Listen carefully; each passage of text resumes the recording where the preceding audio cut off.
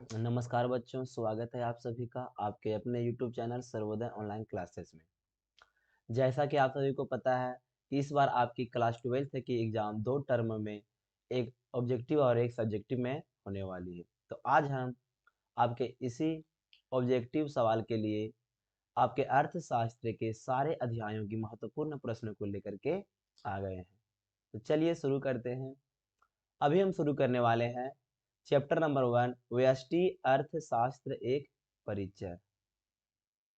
क्या शुरू करने वाले हैं? तो व्यष्टि अर्थशास्त्र एक परिचय। व्यष्टि अर्थशास्त्र एक परिचय, चलिए देखते हैं। मेरा पहला सवाल इसमें है कि वेल्थ ऑफ नेशन पुस्तक किस वर्ष प्रकाशित हुई थी? तो वेल्थ ऑफ नेशन जो पुस्तक है वो आती है 1776 में।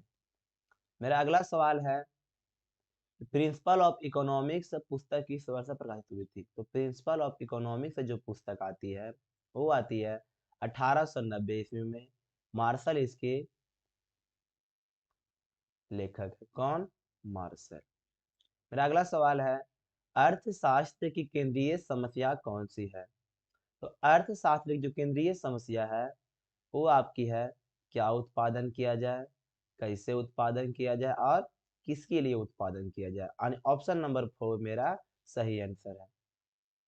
मेरा अगला सवाल है कि व्यष्टि अर्थशास्त्र किसका अध्ययन करता है? तो जो व्यष्टि अर्थशास्त्र है ना वो आपका अध्ययन करता है व्यक्तिगत इकाई का। यानी व से व्यष्टि और व से व्यक्तिगत। आपका ऑप्शन नंबर 3 सही आंसर है। मेरा अगला सवाल है व्यष्टि अर्थशास्त्र के अंतर्गत सम्मिलित करते हैं। तो जो व्यष्टि अर्थशास्त्र है उसके अंतर्गत व्यक्तिगत इकाई, व्यक्तिगत फर्म, मांग आने के सभी का हम लोग शामिल करते हैं। मेरा अगला सवाल है कि पीपीसी वक्र की आकार होती है। जो पीपीसी वक्र की आकार होती है वह आपकी होती है नतोदर, यानी कि आपका अवतल होती है। आगे सवाल है विशाल बेरोजगारी के कारण पीपीसी वक्र किस ओर खिसकती है? तो विशाल बेरोजगारी के कारण पीपीसी वक्र जो है वह आपका खिसकती है दाईं ओर। कहाँ गया? दाईं ओर। यानी मेरा उत्पादन जो है सो बढ़ जाता है। देखिए मान के चलिए, ओहो, यहाँ देखिए कि ए आपका पीपीसी वक्र है। जब मेरा बेरोजगारी बढ़ेगा तो मेरा उत्पादन यहाँ बढ़ेगा और खिसकी आपका दाईं ओर। देखिए दाईं ओर है आपका और ये आपका बाईं ओर। ये बोला जा रहा है किस ओर खिसकती है? आपका दाईं ओर।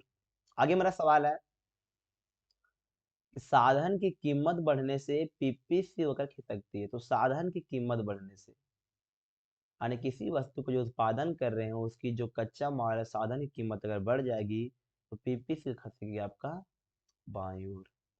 आगे है एक वस्तु के उत्पादन के लिए दूसरे वस्तु में त्याग की गई मात्रा को कहते हैं।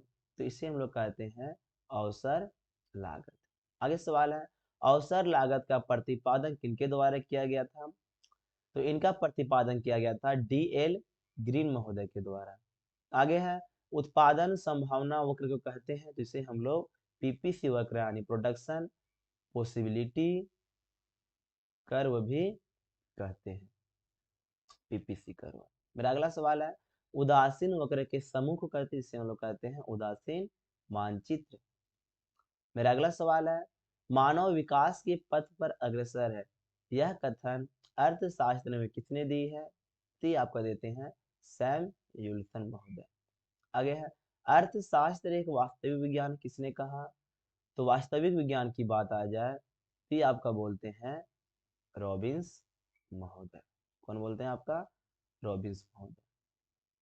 आगे है अर्थशास्त्र एक आदर्श विज्ञान है, किसने कहा? तो ये आपका बोलते हैं पीगू महोदय। आगे है अर्थशास्त्र कला और विज्ञान दोनों है, किसने कहा? ये कहते हैं आपका मार्शल महोदय। आगे है दुर्लभता का दृष्टिकोण प्रस्तुत करने वाले अर्थशास्त्री हैं। तो ये आपका होते हैं रॉबिन्स महोदय। इसने कहा था कि साधन सीमित होते हैं और आवश्यकताएं अनंत होते हैं। आगे है चुनाव की समस्या में साधन तो आपका ये सीमित होते हैं। अगला सवाल है, मनुष्य की आवश्यकताएं होती है, तो ये आपका अनंत होती है। आगे है, मार्शल के अनुसार धन कमाने का मुख्य उद्देश्य होता है, तो ये आपका होता है कल्याण के लिए। आगे है, माइक्रो शब्द किस भाषा से लिया गया है, ये लिया गया आपका ग्रीक भाषा से। मेरा अगला सवाल है, राष्ट्रीय आय का अध्ययन करते हैं, तो इसका हम लोग अध्ययन करते हैं समष्टि अर्थशास्त्र में। आगे सवाल है, व्यक्तिगत इकाइयों का अध्ययन करते हैं, तो व्यष्टि अर्थशास्त्र में। मेरा अगला सवाल है, अर्थशास्त्र का सार है, इसका सार दुर्लभता और चयन दोनों है। आगे है, किसने कहा कि साधन सीमित है और आवश्यकताएं अनंत है, ये आपका बोलते हैं रॉबिन्स महोदय। आगे है, आर्थिक क्रियाएं हैं, तो उत्पादन भी है, विनिमय भी है और उपभोग भी, आपका इनमें से सभी सही आंसर है। अगला सवाल है, भारतीय अर्थव्यवस्था है, तो ये आपकी मिश्रित अर्थव्यवस्था है। आगे है, माइक्रो शब्द लिया गया है, तो यहाँ लिखा मैक्रो, इसका अर्थ क्या होता है, इसका अर्थ होता है बड़ा। क्या इसका अर्थ होता है, बड़ा। आगे है, साम्यवादी अर्थव्यवस्था में मूल्य का निर्धारण किया जाता है, यहाँ पर करते हैं आपके सरकार के द्वारा। आगे है, एडम स्मिथ की पुस्तक का नाम है, तो इनकी पुस्तक का नाम है वेल्थ ऑफ नेशन, जो आपका 1776 1776 में आती है। आगे है, अर्थशास्त्र है, तो ये आपका कला और विज्ञान दोनों है। आगे है, कौन सा विज्ञान में परामर्श देता है, तो यह जो है आपका आदर्शवादी विज्ञान, वो हमें परामर्श देता है। आगे है, अवसर लागत की अवधारणा किसने दी, तो इसकी अवधारणा देते हैं डी.एल. ग्रीन महोदय ने। आगे है, निम्नलिखित में से आर्थिक क्रिया का उदाहरण है, तो ये आपका है विनिमय। चलिए आगे बढ़ते हैं। आगे है, संसाधनों के वितरण की समस्या का संबंध किस केंद्रीय समस्या है, तो संसाधन के वितरण यानी संसाधन मेरे पास क्या है, तो इसका संबंध है आपका क्या उत्पादन किया जाए। आगे है, साधनों की मित व्यतिता से क्या तात्पर्य है, इसका मतलब होता है साधनों का उत्तम उपयोग करना, यानी आपका ऑप्शन नंबर 4 सही आंसर है। आगे है, किस प्रकार की अर्थव्यवस्था में सरकार तथा निजी व्यक्ति दोनों का स्वामित्व रहता है, तो ये आपका हो जाएगा मिश्रित अर्थव्यवस्था।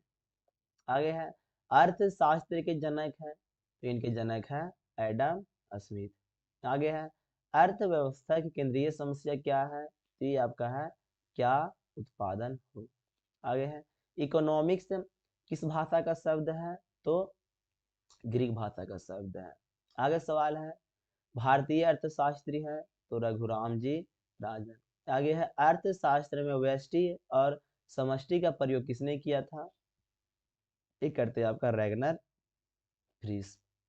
आगे सवाल है, एक किसान खेत की जुताई के लिए ट्रैक्टर तथा हल बैल में किसी एक तकनीक का चयन करना चाहते हैं, यह समस्या अर्थव्यवस्था की किस समस्या से मेल खाता है, तो कैसे उत्पादन हो। आगे है, उत्पादन हेतु तकनीक के वितरण की समस्या का संबंध है, तो तकनीक के वितरण की समस्या का संबंध कैसे उत्पादन। आगे है, उत्पादन हेतु आय के वितरण की समस्या का संबंध किससे है, तो आय के वितरण यानी किसके लिए उत्पादन कर रहे हैं, गरीब है कि अमीर है, संबंध उसका आय से है, यानी कि किसके लिए उत्पादन हो। आगे है, अर्थशास्त्र को रैगनर फ्रीस ने दो भागों में कब बांटा, तो 1933 में। आगे सवाल है, एक उत्पादन संभावना वक्र का प्रत्येक बिंदु क्या प्रदर्शित करता है, ये करता है आपका आर्थिक रूप से दक्ष उत्पादन। आगे है, अल्फ्रेड मार्शल की पुस्तक का नाम है, तो प्रिंसिपल ऑफ इकोनॉमिक्स। आगे है, प्रिंसिपल ऑफ इकोनॉमिक्स पुस्तक कब प्रकाशित हुई थी, तो 1890 में। आगे है, एक वस्तु के उत्पादन के लिए दूसरे वस्तु में त्याग की मात्रा कहलाती है, तो आपका आता है अवसर लागत। फिर अगला सवाल है, पूंजीवादी अर्थव्यवस्था के जनक किसे माना जाता है, तो एडम स्मिथ को। आगे सवाल है, दास कैपिटल किसकी पुस्तक है? तो कार्ल मार्क्स की। ये आपके चैप्टर नंबर 1 के सारे महत्वपूर्ण प्रश्न। अब आते हैं चैप्टर नंबर 2। उसका नाम है उपभोक्ता का व्यवहार और सिद्धांत। क्या हमको मिलेगा? उपभोक्ता का संतुलन यानी इक्विलिब्रियम ऑफ कंज्यूमर। चलिए देखते हैं। मेरा पहला सवाल है, जो वस्तुओं एवं सेवाओं का उपभोग करता है उसे हम क्या कहते हैं? तो उसे हम उपभोक्ता कहते हैं। मेरा अगला सवाल है, जो वस्तुएं पूर्ण रूप से बनकर तैयार होती है उसे हम क्या कहते हैं? तो उसे हम अंतिम वस्तु कहते हैं। मेरा अगला सवाल है, उपयोगिता का अर्थ है तो आवश्यकताओं की संतुष्टि से। आगे, किसी वस्तु में मानव को संतुष्ट करने की क्षमता होती है उसे हम क्या कहते हैं? तो उसे हम उपयोगिता कहते हैं। मेरा अगला सवाल है, उपभोक्ता के व्यवहार का अध्ययन किया जाता है तो व्यष्टि अर्थशास्त्र में। कहाँ? व्यष्टि अर्थशास्त्र में। आगे मेरा सवाल है, निम्नलिखित में से कौन सा कथन सही है? पहला, उपयोगिता का अर्थ है आवश्यकता की संतुष्टि से है, सही है। उपयोगिता इच्छा की तीव्रता का फलन है, सही है। वस्तु के उपभोग की इच्छा उपयोगिता को जन्म देती है, सही। ऑप्शन नंबर आपका 4 सही है। आगे है, उपयोगिता के संदर्भ में गणनावाचक विश्लेषण कौन दिए थे? तो मार्शल। आगे है, किसने कहा कि उपयोगिता को मुद्रा के माध्यम से मापा जा सकता है? तो मार्शल। आगे है, उपयोगिता को मापने की इकाई है? तो यूटिल्स। आगे, किसने कहा कि उपयोगिता को नहीं माप सकते, केवल उसका अनुभव कर सकते हैं? तो हिग्स एंड एलेन। आगे है, उपयोगिता के लिए क्रमवाचक, कैसे क्रम होगा?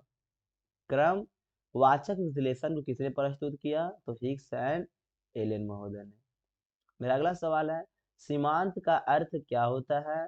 तो इसका अर्थ होता है एक अतिरिक्त। आगे है, किसी वस्तु की एक अतिरिक्त इकाई के उपभोग से प्राप्त होने वाली उपयोगिता कहलाती है? तो सीमांत उपयोगिता। और इसका फॉर्मूला होता है mu बराबर TUN माइनस TUN-1। एक और होता है mu बराबर डेल्टा TU बटा डेल्टा n, दोनों यहाँ लिखा हुआ है। मेरा अगला सवाल है, सीमांत उपयोगिता के योग को क्या कहते हैं? जिसे हम लोग बोलते हैं कुल उपयोगिता, यानी कि TU बराबर सिग्मा mu या TU बराबर mu1 plus mu2 plus mu3 dot dot dot mun तक। अगला सवाल है, जब कुल उपयोगिता में उपभोग की कुल इकाई से भाग दी जाती है तो प्राप्त भागफल क्या कहलाता है? ये आपका होगा औसत उपयोगिता। आपका सवाल यहाँ कर रहा है कि जब कुल उपयोगिता में n से भाग देते तो मेरा क्या कहलाता है? आपका OAU औसत उपयोगिता। आगे है, सीमांत उपयोगिता धनात्मक होती है तो कुल उपयोगिता बढ़ती है। कुल उपयोगिता अधिकतम होती है जब सीमांत उपयोगिता तो शून्य होती है। सीमांत उपयोगिता के ऋणात्मक होने पर कुल उपयोगिता घटने लगती है। आपका संबंध बताया गया यहाँ पर कि जो आपका MU है और आपका TU दोनों में क्या संबंध है। तो हम पढ़ चुके हैं कि अगर MU आपका पॉजिटिव में है तो आपका TU बढ़ता है। अगर मेरा MU 0 है तो TU आपका अस्थिर रहता है, और अगर जहां आपका MU नेगेटिव में आ गया तो TU आपका घटने लगता है। इस संबंध पर आपका सवाल यहाँ पर बनाया है। आपका सवाल यहाँ से 3 नंबर में आ सकता है सब्जेक्टिव लिखने के लिए कि कुल उपयोगिता और सीमांत उपयोगिता में क्या संबंध। 3 पॉइंट पहला है कि जब MU पॉजिटिव होती है तो TU बढ़ती है, जब MU शून्य होती है तो TU अधिकतम या अस्थिर होती है, जब MU नेगेटिव होती है तो TU घटने लगती है। मेरा अगला सवाल है कि जब किसी वस्तु का लगातार उपयोग करते हैं तो उससे मिलने वाली उपयोगिता घटने लगती है। इसे कहते हैं सीमांत उपयोगिता ह्रास का नियम। आगे सवाल है, सीमांत उपयोगिता ह्रास के नियम को कहते हैं, इसे कहते हैं गोसेन का प्रथम नियम या आवश्यकता संतुष्टि का। मेरा अगला सवाल है, सीमांत उपयोगिता ह्रास के नियम को किसने दिया था? तो H गोसेन ने। अगला सवाल है, एक वस्तु के संदर्भ में उपभोक्ता संतुलन में रहता है जब उसका मूल्य उनकी सीमांत उपयोगिता के बराबर हो जाए। यानी कहने का मतलब क्या है कि अगर वस्तु का मूल्य उसकी सीमांत उपयोगिता के बराबर हो जाए तो उपभोक्ता वहां पर संतुलन में रहेगा। मेरा अगला सवाल है, उपभोक्ता का संतुलन उस बिंदु पर होता है जहां सीमांत उपयोगिता का जो है उसका मूल्य के बराबर हो जाए। वही बात है, यानी कि जब पी जो है एमयू के बराबर हो जाएगा उपभोक्ता वहां संतुलन में रहेगा। आगे है, उपयोगिता के या उपभोक्ता के बचत का सिद्धांत किसने प्रतिपादित किया? तो हिग्स ने। आगे सवाल है, अधिकतम समाज कल्याण की प्राप्ति होती है तो जहां पर सीमांत त्याग छोटा और सीमांत लाभ बड़ा हो। यानी कहने का मतलब क्या है कि जहां हम लोग खर्च बहुत कम कर रहे हैं और हमको लाभ वहां पर बहुत ज्यादा मिल रहा है, उसे बोलते हैं हम यहाँ पर अधिकतम समाज कल्याण की प्राप्ति हो रही है। अगला सवाल है, गोसेन का पहला नियम है तो सीमांत उपयोगिता ह्रास का नियम। क्या आपका है?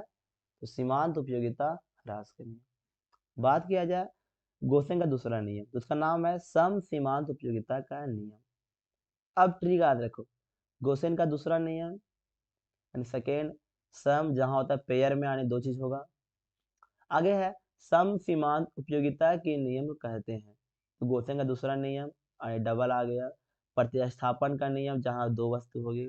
अनुपातिकता जहां आपका दो हो तभी अनुपात निकालते हैं। ट्रिक है, सिंपल सी बात है। दूसरा नियम बोलेगा तो सम दो होते हैं, प्रतिस्थापन जहां भी दो होते हैं, अनुपातिकता वहां भी दो होते हैं। ठीक है ना। यानी सम सीमांतता के नियम को गोसेन का दूसरा नियम, प्रतिस्थापन का नियम और अनुपातिकता का नियम भी कहते हैं। अगला सवाल है, दो वस्तुओं के संदर्भ में उपभोक्ता संतुलन में रहता है जब दोनों वस्तुओं की मूल्य तथा सीमांत उपयोगिता का अनुपात बराबर हो जाए। यानी बोला जा रहा है कि जब आपका वस्तु एक्स की सीमांत उपयोगिता और उसका प्राइस वस्तु वाई की सीमांत उपयोगिता और उसका प्राइस के बराबर हो जाएगा, कंज्यूमर वहां पर इक्विलिब्रियम में संतुलन में रहेगा। और अगला सवाल है, सीमांत उपयोगिता ह्रास का नियम लागू होने के लिए आवश्यक शर्तें कौन कौन सी हैं? पहला आपका इसमें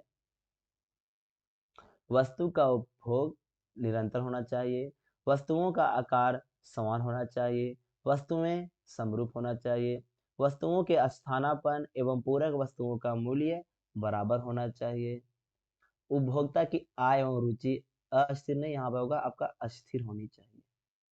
कैसी आपको चाहिए? तो अस्थिर होनी चाहिए। मेरा आगे सवाल है, सीमांत उपयोगिता ह्रास के नियम का बनने वाला ग्राफ होता है तो ये आपका होता है ऋणात्मक और बाएं से दाएं झुकी हुई। आगे सवाल है, अर्थशास्त्र में उपभोक्ता के संतुलन के लिए क्रमवाचक विश्लेषण किसने प्रस्तुत किया? तो हिग्स एंड एलन ने। अगला सवाल है, उदासीन वक्र विश्लेषण की विचारधारा किसने प्रस्तुत की? तो हिग्स एंड एलन ने। आगे सवाल है, उदासीन वक्र का अन्य नाम क्या है? तो तटस्थता वक्र या अधिमान वक्र। मेरा अगला सवाल देखते हैं। सवाल है, दो वस्तुओं के विभिन्न संयोग जो समान स्तर की संतुष्टि प्रस्तुत करती है को प्रदर्शित करने वाली रेखा को कहते हैं, उसे हम कहते हैं उदासीन वक्र। आगे है, उदासीन वक्र के समूह को कहते हैं तो उदासीन मानचित्र। आगे सवाल है, उदासीन वक्र की विशेषताएं हैं तो यह पहला बात उत्तल होती है, ऋणात्मक होती है, बाएं से दाएं नीचे की ओर गिरती है, किसी भी अक्ष को स्पर्श नहीं करती है, दो उदासीन वक्र एक दूसरे को कभी आपस में नहीं काटते हैं और एक उपभोक्ता के लिए एक से अधिक उदासीन वक्र हो सकते हैं। मेरा अगला सवाल है, किसी एक वस्तु की अतिरिक्त इकाई की प्राप्ति के लिए दूसरे वस्तु में त्याग की गई मात्रा को कहते हैं तो एमआरएस एक्स वाई बराबर माइनस डेल्टा वाई बटा डेल्टा एक्स। आगे है, सीमांत प्रतिस्थापन दर की रेखा प्रदर्शित करती है तो यह उदासीन वक्र की ढाल को दर्शाती है। यह मूल बिंदु की ओर उत्तल होती है और यह आपका धनात्मक होती है। आगे है बजट रेखा का समीकरण है, तो P1x प्लस P2y बराबर m, आने बोलेंगे कि आपका x वस्तु का मूल्य और y वस्तु का मूल्य जो है हमारी मनी के, हमारे बजट के बराबर होती है।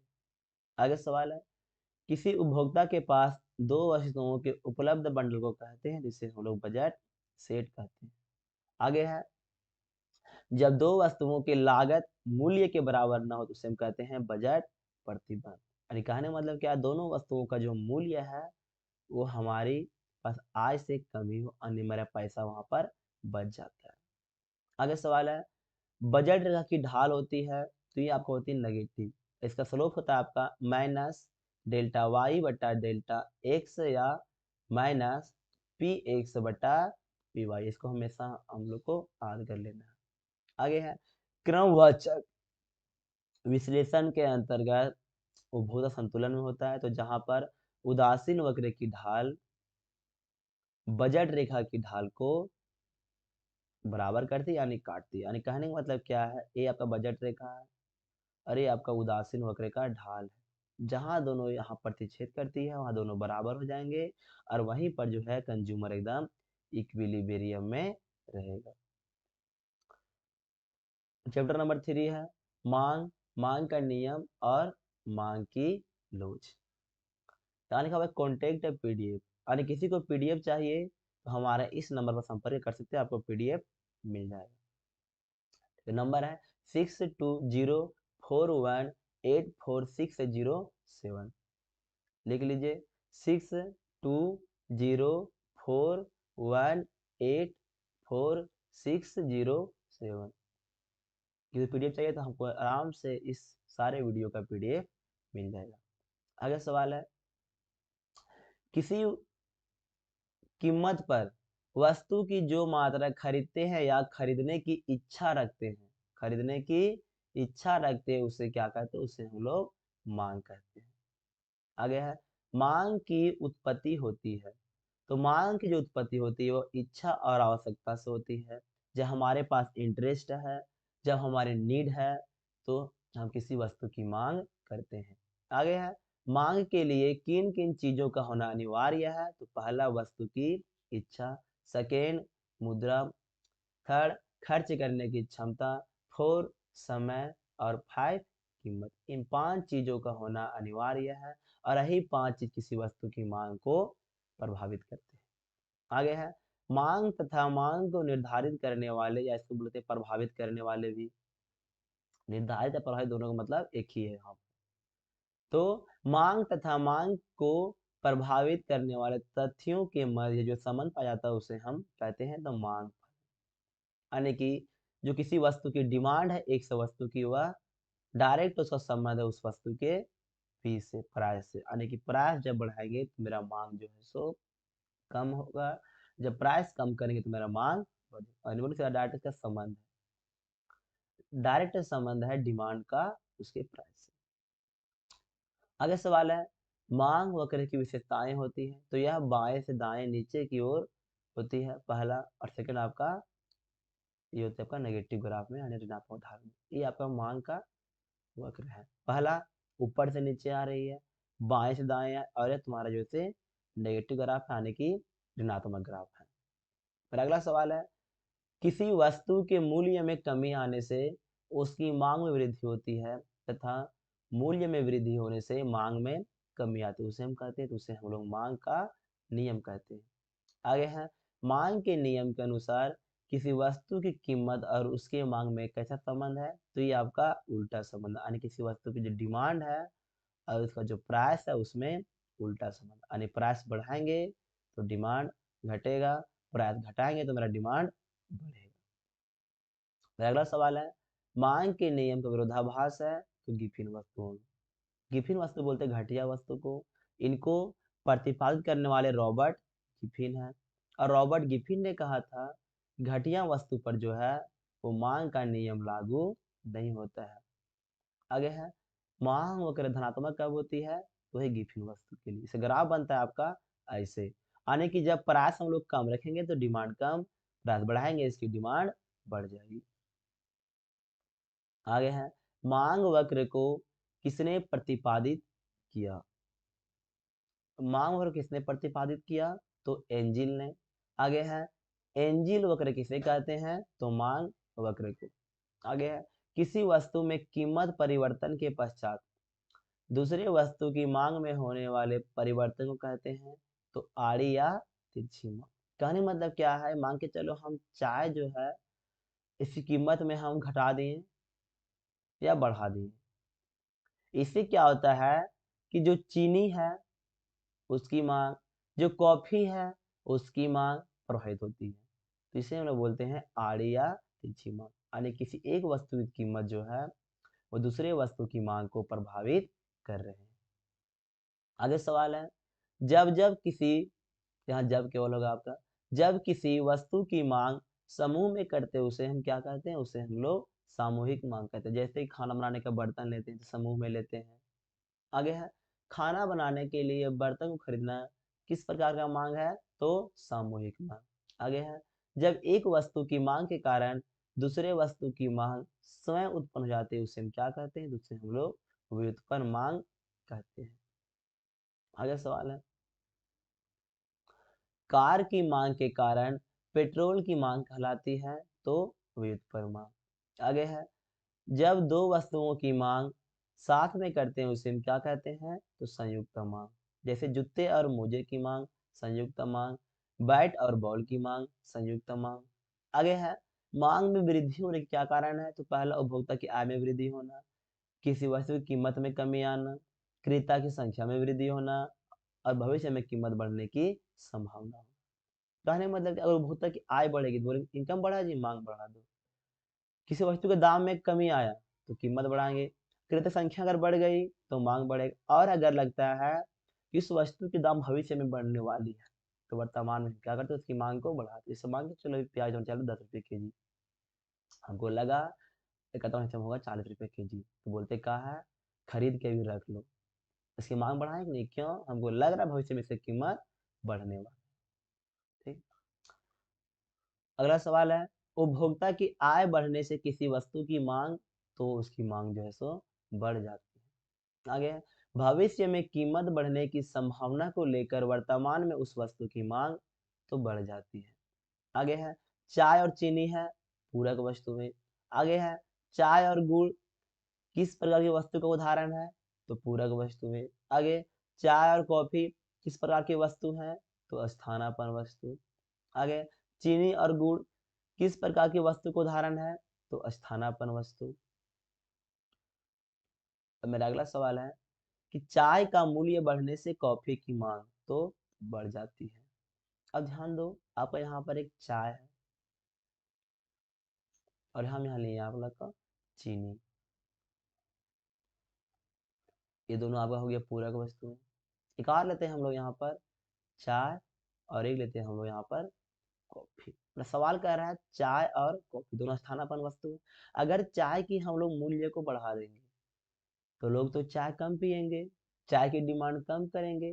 किसकी डिमांड करेंगे? कॉफी की, यानी कॉफी की मांग यहाँ जो है आपकी बढ़ जाती। आगे है, चाय का मूल्य घटाने से कॉफी की मांग। अब जस्ट उल्टा यहाँ पर सोचिए, चाय का हम लोग दाम यहाँ कम कर देंगे तो लोग चाय अधिक पियेंगे यहाँ पर, और इसे कॉफी की मांग जो है आपकी घट जाएगी। फिर अगला सवाल है कि चाय का मूल्य बढ़ाने से चीनी की मांग, तो वो चाय का मूल्य बढ़ा देंगे, अब तो लोग यहाँ पर चाय कम पियेंगे, उससे लोग चीनी भी से इस्तेमाल कम करेंगे, यानी चीनी की यहाँ जो मांग है आपकी वो घट जाती है। आगे है, चाय का दाम कम होने से चीनी की मांग जस्ट उल्टा बढ़ जाती है। आगे है, किस प्रकार की वस्तुओं में कीमत में परिवर्तन से मांग में कोई परिवर्तन नहीं होता है? तो आपका होता है अनिवार्य वस्तु में। जैसे नमक आ जाएगा, नमक की अनिवार्य वस्तु है, जैसे कीमत चाहे बढ़ा चाहे घटा इसकी मांग में कोई परिवर्तन नहीं आता है। आगे है, व्यक्तिगत मांग का सूत्र है, ये आता है Q बराबर A माइनस बी पी। सवाल यहाँ पूछता है ऑब्जेक्टिव में फार्मूला पर। आगे है, किस प्रकार की वस्तु पर मांग का नियम लागू नहीं होता है? तो गिफिन वस्तु पर। आगे है, गिफिन वस्तु की खोज किसने की थी? तो रॉबर्ट गिफिन ने। आगे है, जब कीमत में कमी आने से मांग बढ़ जाती है उसे हम क्या कहते हैं? तो मांग में विस्तार। आगे सवाल है कि जब कीमत बढ़ने से मांग में कमी आती है उसे हम क्या कहते हैं? तो मांग में संकुचन। आगे है, जब कीमत के अलावे अन्य कारणों से मांग में वृद्धि होती है उसे हम क्या कहते हैं? तो मांग में वृद्धि। आगे है, जब कीमत के अलावे अन्य कारणों से मांग में कमी आती है उसे हम क्या कहते हैं? तो मांग में कमी। आगे है, मांग की लोच है तो मात्रात्मक, मांग का नियम है गुणात्मक। और अगला सवाल है कि मांग में प्रतिशत परिवर्तन होने के पश्चात कीमत में प्रतिशत परिवर्तन होने के पश्चात मांग में होने वाले परिवर्तन के अनुपात को क्या कहते हैं? तो उसे हम कहते हैं मांग की लोच। आगे है, लोचदार का अर्थ होता है तो परिवर्तनशील, बेलोचदार का अर्थ होता है तो अस्थिर। आगे है, कीमत में अल्प या शून्य यानी कि जीरो परिवर्तन करने के पश्चात मांग में अनंत परिवर्तन हो जाए तो मांग की लोच कहलाती है। तो यह होती है पूर्णतः लोचदार, यानी यहाँ पर ई जो है वो आपका अनंत होगा, ई बराबर इन्फिनाइट। आगे सवाल है कि जब मांग की रेखा एक से अक्ष के समानांतर हो तो मांग की लोच होती है अनंत। अब ग्राफ यहाँ जो बनेगा ऐसे बनेगा, ये आपका एक से अक्ष है, जो डिमांड की यहाँ रेखा है कि समानांतर है एक से के समानांतर, और यहाँ मांग की लोच जो है वो आपका अनंत है।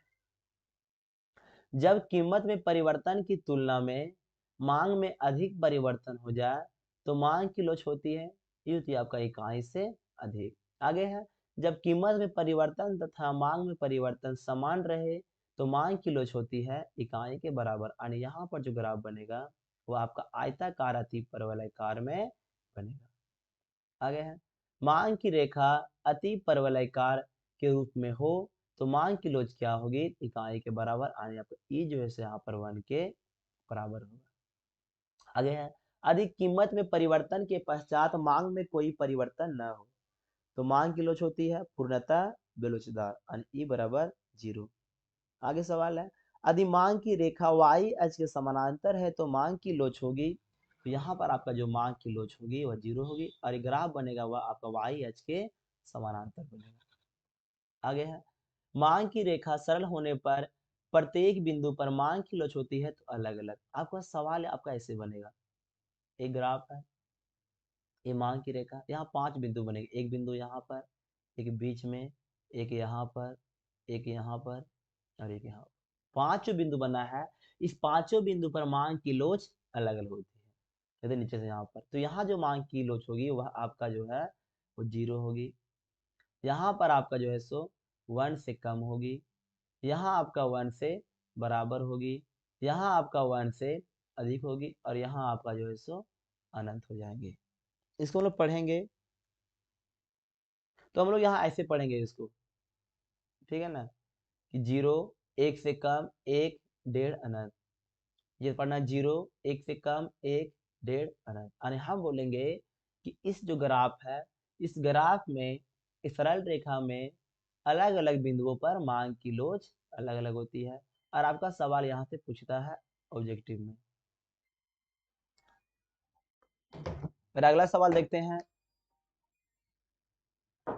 मेरा अगला सवाल है कि अगर कीमत बढ़ने से कुल व्यय घट जाती है, अगर कीमत बढ़ने से कुल व्यय घट जाती है तो मांग की लोच क्या है? तो मांग की लोच यहाँ पर होगा आपका इकाई से अधिक। आगे है, अधिक कीमत बढ़ने से कुल व्यय घट जाता है तो मांग की लोच क्या होगी? तो यहाँ पर जो है सो मांग की लोच इकाई के से अधिक होगी। आगे है, अधिक कीमत में परिवर्तन करने के पश्चात मांग में यानी कुल व्यय में कोई परिवर्तन नहीं आता है तो मांग की लोच क्या होगी? तो इकाई के बराबर होगी। मेरा अगला सवाल है, अधिक कीमत बढ़ने से कुल व्यय कम हो जाए तो मांग की लोच है तो इकाई से कम। आगे है, मांग वक्र जितना अधिक चपटा होगा मांग की लोच उतना ही अधिक होगी। आगे है, महंगी वस्तुओं की मांग की लोच होती है तो सापेक्षिक लोचदार। आगे है, किस प्रकार की लोच पूर्णतः काल्पनिक होती है, ये आपका होगा पूर्णतः लोचदार मांग। आगे है सस्ती वस्तुओं की मांग की लोच होती है तो सापेक्षिक बेरोजगार। आगे है किस प्रकार की वस्तुओं की मांग पूर्णतः बेरोजगार होती है तो अनिवार्य वस्तु। देखते हैं अगला सवाल। आगे है कि सरकार किस प्रकार की वस्तु पर अधिक टैक्स लेता है तो बेरोजगार वस्तु पर। आगे है सरकार किस प्रकार की वस्तु पर काफी कम टैक्स लेती है तो आपका हो जाएगा लोचदार वस्तु पर। आगे है किस प्रकार की वस्तु पर अधिक भाड़ा दर रखा जाता है तो आपका होगा बेलोचदार वस्तु पर। आगे सवाल है किस प्रकार की वस्तु पर कम भाड़ा दर रखते हैं तो आपका है लोचदार वस्तु पर। मेरा अगला सवाल है किस प्रकार की वस्तु का आयात और व्यापार अधिक होता है तो ध्यान दो बेरोजगार वस्तु होगी, अन्य लोग जान रहे हैं इसमें रिक्सी कम है तो इस पर जो है सो आपका अधिक व्यापार होता है। आगे है मांग की लोच को मापने की परसेंटेज विधि को क्या कहते हैं, इसे हम लोग कहते हैं अनुपातिक विधि। मेरा अगला सवाल है मांग की लोच मापने की प्रतिशत विधि का प्रतिपादन किसने किया तो फ्लक्स ने। आगे है मांग की लोच मापने के लिए कुल व्यय विधि का प्रयोग किसने किया तो मार्शल ने। आगे है विलासिता की वस्तुओं की मांग होती है तो लोचदार, यानी विलासितम वस्तु है इसको बोलते हैं महंगी वस्तु भी। आगे है मांग की कीमत लोच से अभिप्राय है तो कीमत में परिवर्तन के कारण मांग में परिवर्तन। आगे है मांग की आड़ी या तिरछी लोच से क्या परिवर्तन है तो एक वस्तु की कीमत परिवर्तन के कारण दूसरे वस्तु की मांग में परिवर्तन। आगे पढ़े चैप्टर नंबर 3 की ओर उत्पादन और लागत। ध्यान दीजिए किसी अगर पीडीएफ बनाना चाहिए नंबर दिया हुआ है, इस पर लोग संपर्क हमसे कर सकते हैं, आपको सारा इकोनॉमिक्स का पीडीएफ मिल जाएगा। उसके अलावा अगर आप 12th में हैं, अब कोई भी सब्जेक्ट चाहिए पीडीएफ में यहाँ पर, चाहे Hindi, English, history, geography, political, आपको हर विषय की पीडीएफ मिल जाएगी। पुलिस पर आपको संपर्क करना है, ठीक है। आगे सवाल है उत्पादन फलन में उत्पादन किसका फलन है तो उत्पत्ति के साधनों का। आगे है उपयोगिता में सृजन कहलाता है तो उत्पादन। आगे है जो वस्तु का उत्पादन करता है वह कहलाता है उत्पादक। आगे सवाल है उत्पादन के लिए आवश्यक तत्व है तो भूमि, श्रम, पूंजी और साहस। इसको साहस को हम लोग कार्यकुशलता एंटरप्रेन्योरशिप भी कहते हैं। बोले इंग्लिश में तो लैंड, लेबर, कैपिटल और एंटरप्रेन्योरशिप। आगे है जिन साधनों को अल्पकाल में परिवर्तन नहीं कर सकते उसे हम कहते हैं तो अस्थिर साधन। आगे है जिन साधनों को अल्पकाल में परिवर्तन कर सकते हैं उसे कहते हैं परिवर्तनशील साधन। आगे सवाल है इनमें से अस्थिर साधन है तो भूमि और पूंजी आपका अस्थिर साधन है। श्रम किस प्रकार का साधन है तो परिवर्तनशील साधन है। आगे है भूमि का प्रतिफल है तो लगान, अन्य भूमि के बदले जो है किसी को लगान देना पड़ता है। आगे है पूंजी का प्रतिफल है तो ब्याज या इंटरेस्ट। मेरा अगला सवाल है श्रम का प्रतिफल है तो मजदूरी दर, और कार्यकुशलता का प्रतिफल है तो लाभांश। मेरा अगला सवाल है उत्पादन फलन को बांटा गया है तो दो भागों में। आगे है सवाल अल्पकालीन उत्पादन फलन की व्याख्या किस नियम के द्वारा की जाती है तो परिवर्तनशील अनुपात के नियम द्वारा। आगे है दीर्घकालीन उत्पादन फलन का संबंध किससे है तो पैमाने के प्रतिफल से। मेरा अगला सवाल है अल्पकालीन उत्पादन की दशा में एक विवेकशील उपभोक्ता किस अवस्था तक उत्पादन पसंद करेगा तो द्वितीय अवस्था तक। आगे है अल्पकाल तथा दीर्घकाल में उत्पादन कितने स्तर हैं तो 3 स्तर हैं। आगे है परिवर्तनशील अनुपात का नियम में उत्पादन के 3 अवस्थाओं में प्रथम अवस्था में सीमांत उत्पादन और औसत उत्पादन दोनों बढ़ते हैं तथा एमपी जो है सो आपका एपी से बढ़ा। अब ध्यान दो आप लोग ग्राफ पढ़ेंगे, इधर लिखते हैं हम लोग क्वांटिटी उत्पादन, इधर आपका लिखा हुआ है एपी, एमपी और टीपी। आप पढ़ेंगे आपका उत्पादन का थर्ड स्टेज होगा। थोड़ा सा अच्छा नहीं बन रहा है। बात करेंगे तो ये आपका दिखा रहा है टोटल प्रोडक्शन को, टीपी को, ठीक है ना। ये जो है आपका मान के चलो ए,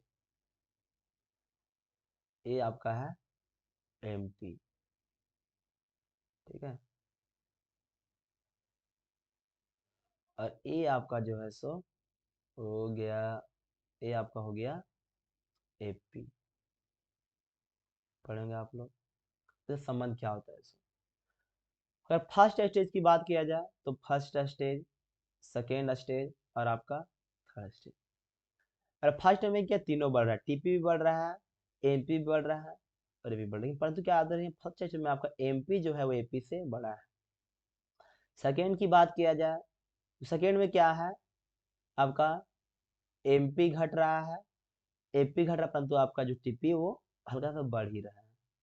परंतु अब क्या हुआ, आपका एपी बड़ा हो गया और आपका एमपी छोटा, और जहां पर आपका जो है सो आपका एपी एकदम अधिकतम थी, ठीक है ना, वहां पर देखो काट रहा है आराम से और फिर आपका झुक जा रहा है। आगे है तृतीय अवस्था में सीमांत आ गया है माइनस में, एपी घट रहा है और आपका टीपी भी घट रहा है, अगर आप उसका अच्छा से पढ़े होंगे।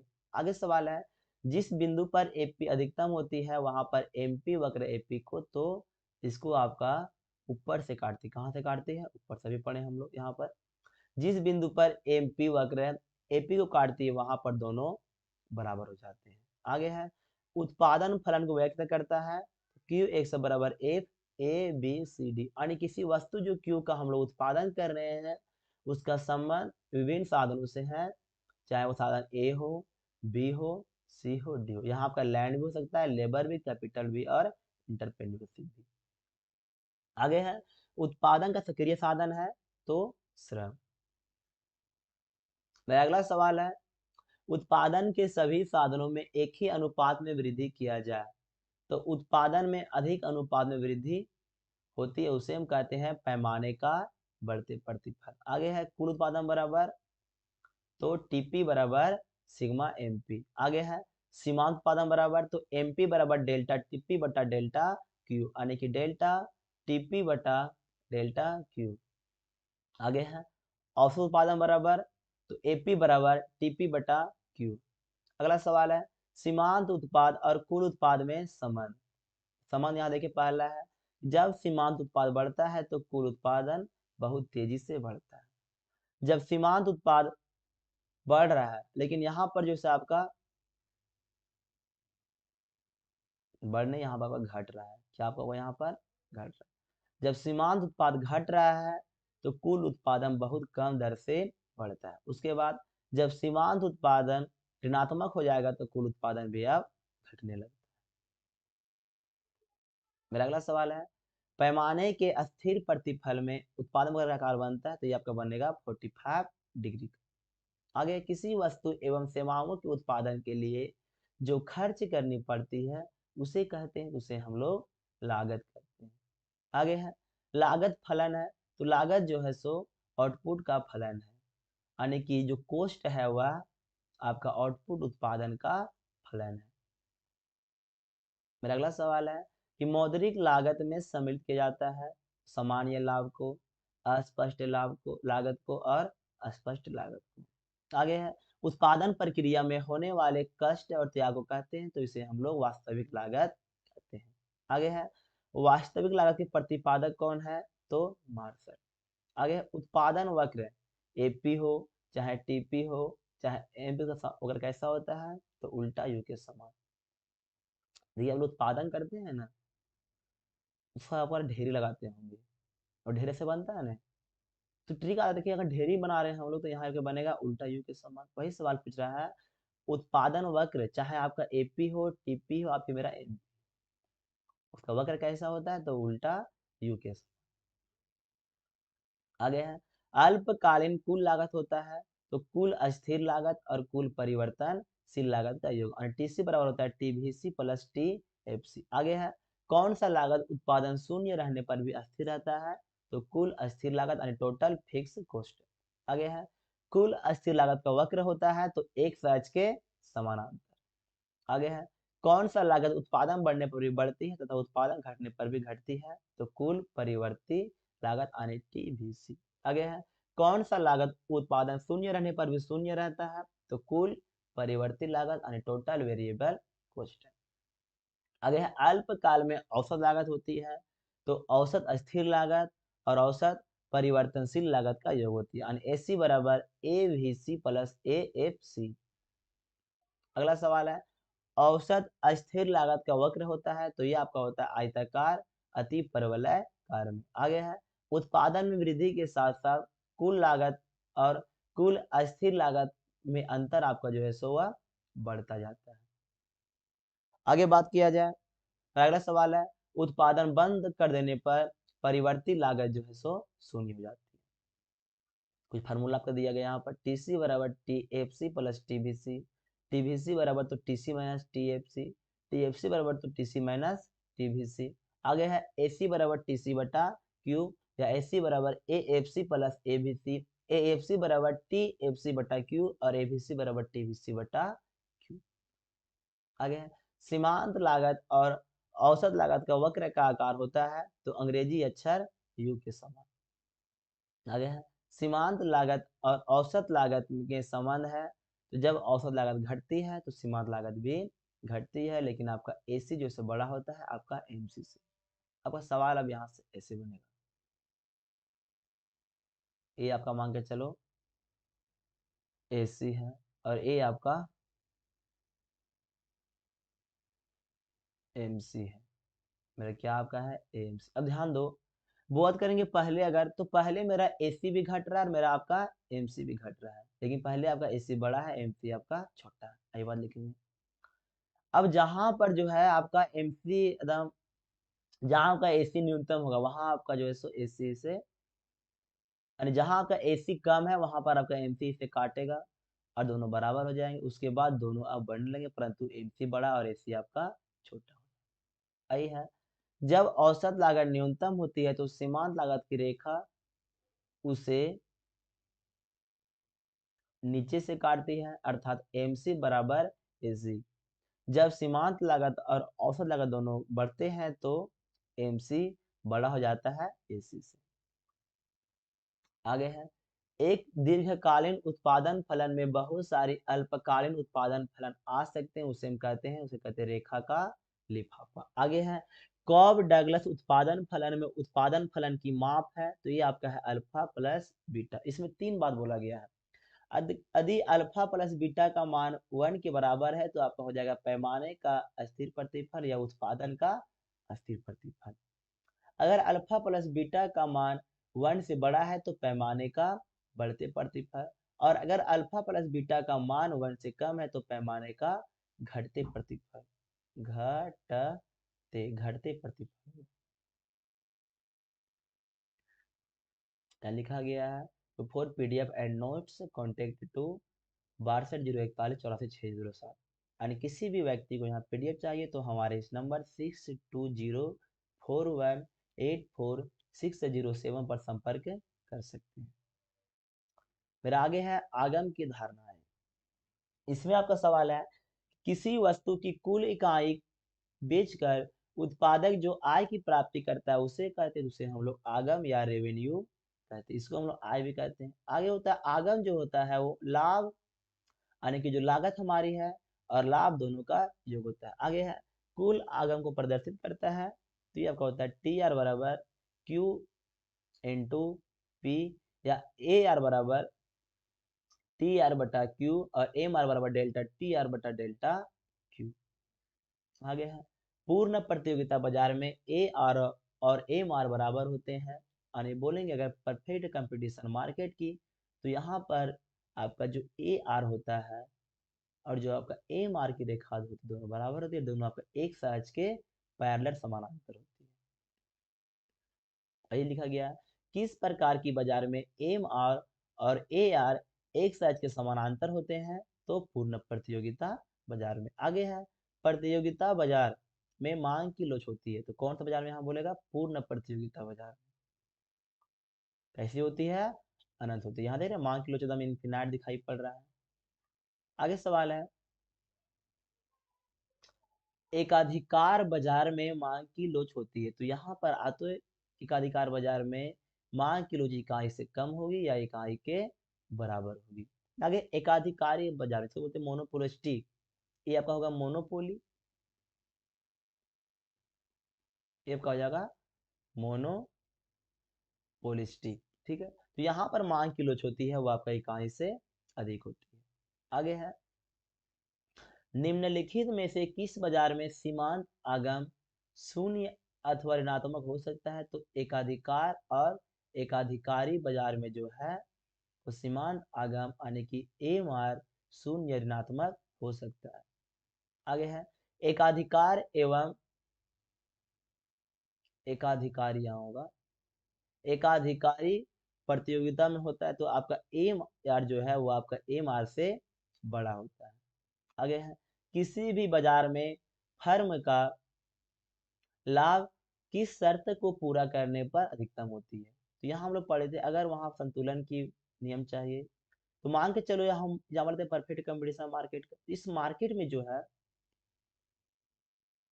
छापते फिर से यहाँ पर, ठीक है ना, ये आपका हो गया मार्जिनल कॉस्ट और ये आपका हो गया मार्जिनल रेवेन्यू और औसत रेवेन्यू। तो बोला गया है कि जहां पर आपका एम आर और एम सी बराबर, देखिए यहाँ पर दोनों बराबर है ना, एम आर और एम सी, उसके बाद अगर एम सी की रेखा एम आर को नीचे से काटती है, जैसे यहाँ काट रही है, नीचे से काट रही है नहीं, तो वहां पर एक फर्म जो है संतुलन में रहेगा। यानी बोलेंगे कि जहां पर आपका एम आर और एम सी दोनों बराबर, ये दोनों बराबर यहाँ हो गए, और अगर एम सी की रेखा एम आर को नीचे से काटती है तो वहां पर एक फर्म, एक प्रोड्यूसर संतुलन में रहेगा। मेरा अगला सवाल है, औसत आगम बराबर होते हैं तो आपका होता है कीमत को, हम पढ़ेंगे जो आपका औसत रेवेन्यू होता है उस वस्तु के कीमत के बराबर होते हैं। आगे है, अर्थशास्त्र में लाभ के लिए किसका प्रयोग करते हैं? तो यहाँ पर हम लोग पाई का इस्तेमाल करते हैं, पाई का संबंध यहाँ पर होता है लाभ से।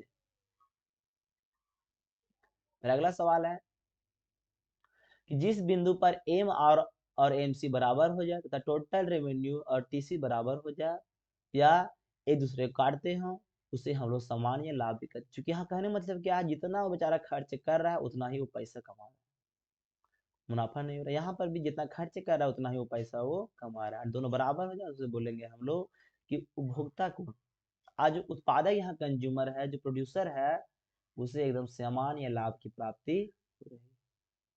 तो अगला चैप्टर है पूर्ति, पूर्ति का नियम और पूर्ति की लोच। यहाँ होगा पीडीएफ के लिए 6204184607। ठीक है, आगे सवाल है, वस्तु की वह मात्रा जो विक्रेता संभव कीमत पर बेचने को तैयार रहता है उसे हम कहते हैं तो पूर्ति। आगे है, वस्तु की वह मात्रा जो विक्रेता के पास मौजूद है परंतु बेचने को तत्पर नहीं है उसे हम कहते हैं तो स्टॉक। आगे है, पूर्ति किसका फलन है? तो पूर्ति आपका सप्लाई जो है उस वस्तु की प्राइस का फलन है, यानी प्राइस बढ़ाएंगे तो सप्लाई बढ़ेगा, प्राइस कम करेंगे तो हम सप्लाई कम कर देंगे। आगे है, किसी वस्तु की पूर्ति के निर्धारित घटक है, तो वस्तु की कीमत, संबंधित वस्तु की कीमत, फर्म की संख्या, उत्पादन के साधनों की कीमत, तकनीक का विकास, सरकार की नीति और भविष्य में संभावित कीमत। अगला सवाल है, किसी वस्तु की कीमत बढ़ाने से उसकी पूर्ति तो बढ़ती है, किसी वस्तु की कीमत कम करने से उसकी पूर्ति तो कम हो जाती है। आगे है, चाय की कीमत बढ़ाने से चीनी की पूर्ति तो बढ़ेगी, चाय की कीमत बढ़ाने से पूर्ति की कॉफी की पूर्ति तो घटेगी। अब ये जरा अनुभव करो, चाय लिए एक खाना, चीनी लिए, फिर चाय लिए हम लोग और कॉफी लिए। देखो जो चाय और चीनी है वो पूरक वस्तु है, अगर चाय की हम लोग कीमत बढ़ा देंगे तो चाय की पूर्ति बढ़ जाएगा, लोग चाय अधिक बेचेंगे यहाँ पर, और जब चाय बेच रहा चीनी भी तो बेचेंगे ना, और इसकी भी पूर्ति यहाँ पर बढ़ जाएगी, वही बात दिखाई। लेकिन अगर चाय की हम लोग कीमत बढ़ा देंगे तो चाय तो लोग अधिक बेच रहे हैं यहाँ पर, कॉफी को अधिक बेचेंगे नहीं, तो कॉफी का बेचने की मात्रा कम कर देंगे, यानी कॉफी की पूर्ति घट जाएगी। वही बात यहाँ पर हम लोग लिखे हैं। यहाँ पर होगा यदि, यदि किसी वस्तु की कीमत भविष्य में बढ़ने वाली है तो वर्तमान में उसकी पूर्ति बढ़ेगी, और अगर किसी वस्तु की कीमत भविष्य में कम होने वाली है तो वर्तमान में उसकी पूर्ति बढ़ेगी। आगे है, यहाँ पूर्ति होगा, पर पूर्ति की रेखा की ढाल होती है तो आपका होगा धनात्मक, यानी आपका ऐसे होता है, ठीक है ना। इधर क्वांटिटी, इधर हम लोग लिखते हैं सप्लाई, इधर क्वांटिटी सप्लाई इधर हो गया, इधर हो गया इसका होगा प्राइस, यानी कि प्राइस बढ़ाएंगे तो पूर्ति बढ़ रहा है कि नहीं, देख पा रहे हैं यहाँ पर, वही बात यहाँ लिखा गया है। आगे है, जिस कीमत पर पूर्ति शून्य होती है उस कीमत को कहते हैं सुरक्षित कीमत या न्यूनतम पूर्ति कीमत, यानी कि ऐसा कीमत जहाँ पर सप्लाई नहीं होता है, बोलता है उत्पादक हम सामान को नहीं बेचेंगे, उसे सुरक्षित कीमत है। आगे है, पूर्ति का नियम है तो गुणात्मक कथन, पूर्ति की लोच है तो मात्रात्मक कथन। और पूर्ति की लोच क्या कहलाती है आपका, इसका होता है आपका पूर्ति की लोच कहता है कि पूर्ति में परसेंट परिवर्तन बटा कीमत में परसेंट परिवर्तन, और बोलेंगे तो डेल्टा क्यू बटा क्यू गुने पी बटा डेल्टा पी, ये आपका होता है फॉर्मूला पूर्ति की लोच निकालने का। आगे है, अगर पूर्ति की रेखा एक साइज के समानांतर है तो पूर्ति की लोच होगी तो अनंत, सेम बात यहाँ पर है। अगर पूर्ति की रेखा वाई एच को काटती है तो पूर्ति लोच यहाँ एक से अधिक, मान के चलो अगर पूर्ति की रेखा जो इसको वाई एच को काट रही है, आगे पूर्ति की लो रोज एक से अधिक, अगर पूर्ति की रेखा मुख्य एच को काटे तो पूर्ति की लोच होगी एक। अगर मान के चलो पूर्ति की रेखा जो है मुख्य एच को काट रही है तो यहाँ पर आपका ई जो है सो आपका 1 हो जाएगा, यहाँ पर पी जो है 1 से अधिक।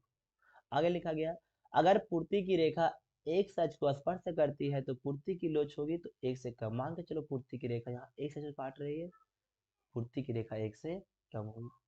अगर पूर्ति की रेखा वाई एच के समानांतर हो तो पूर्ति की लोच होगी 0, यहाँ पर आपका 0।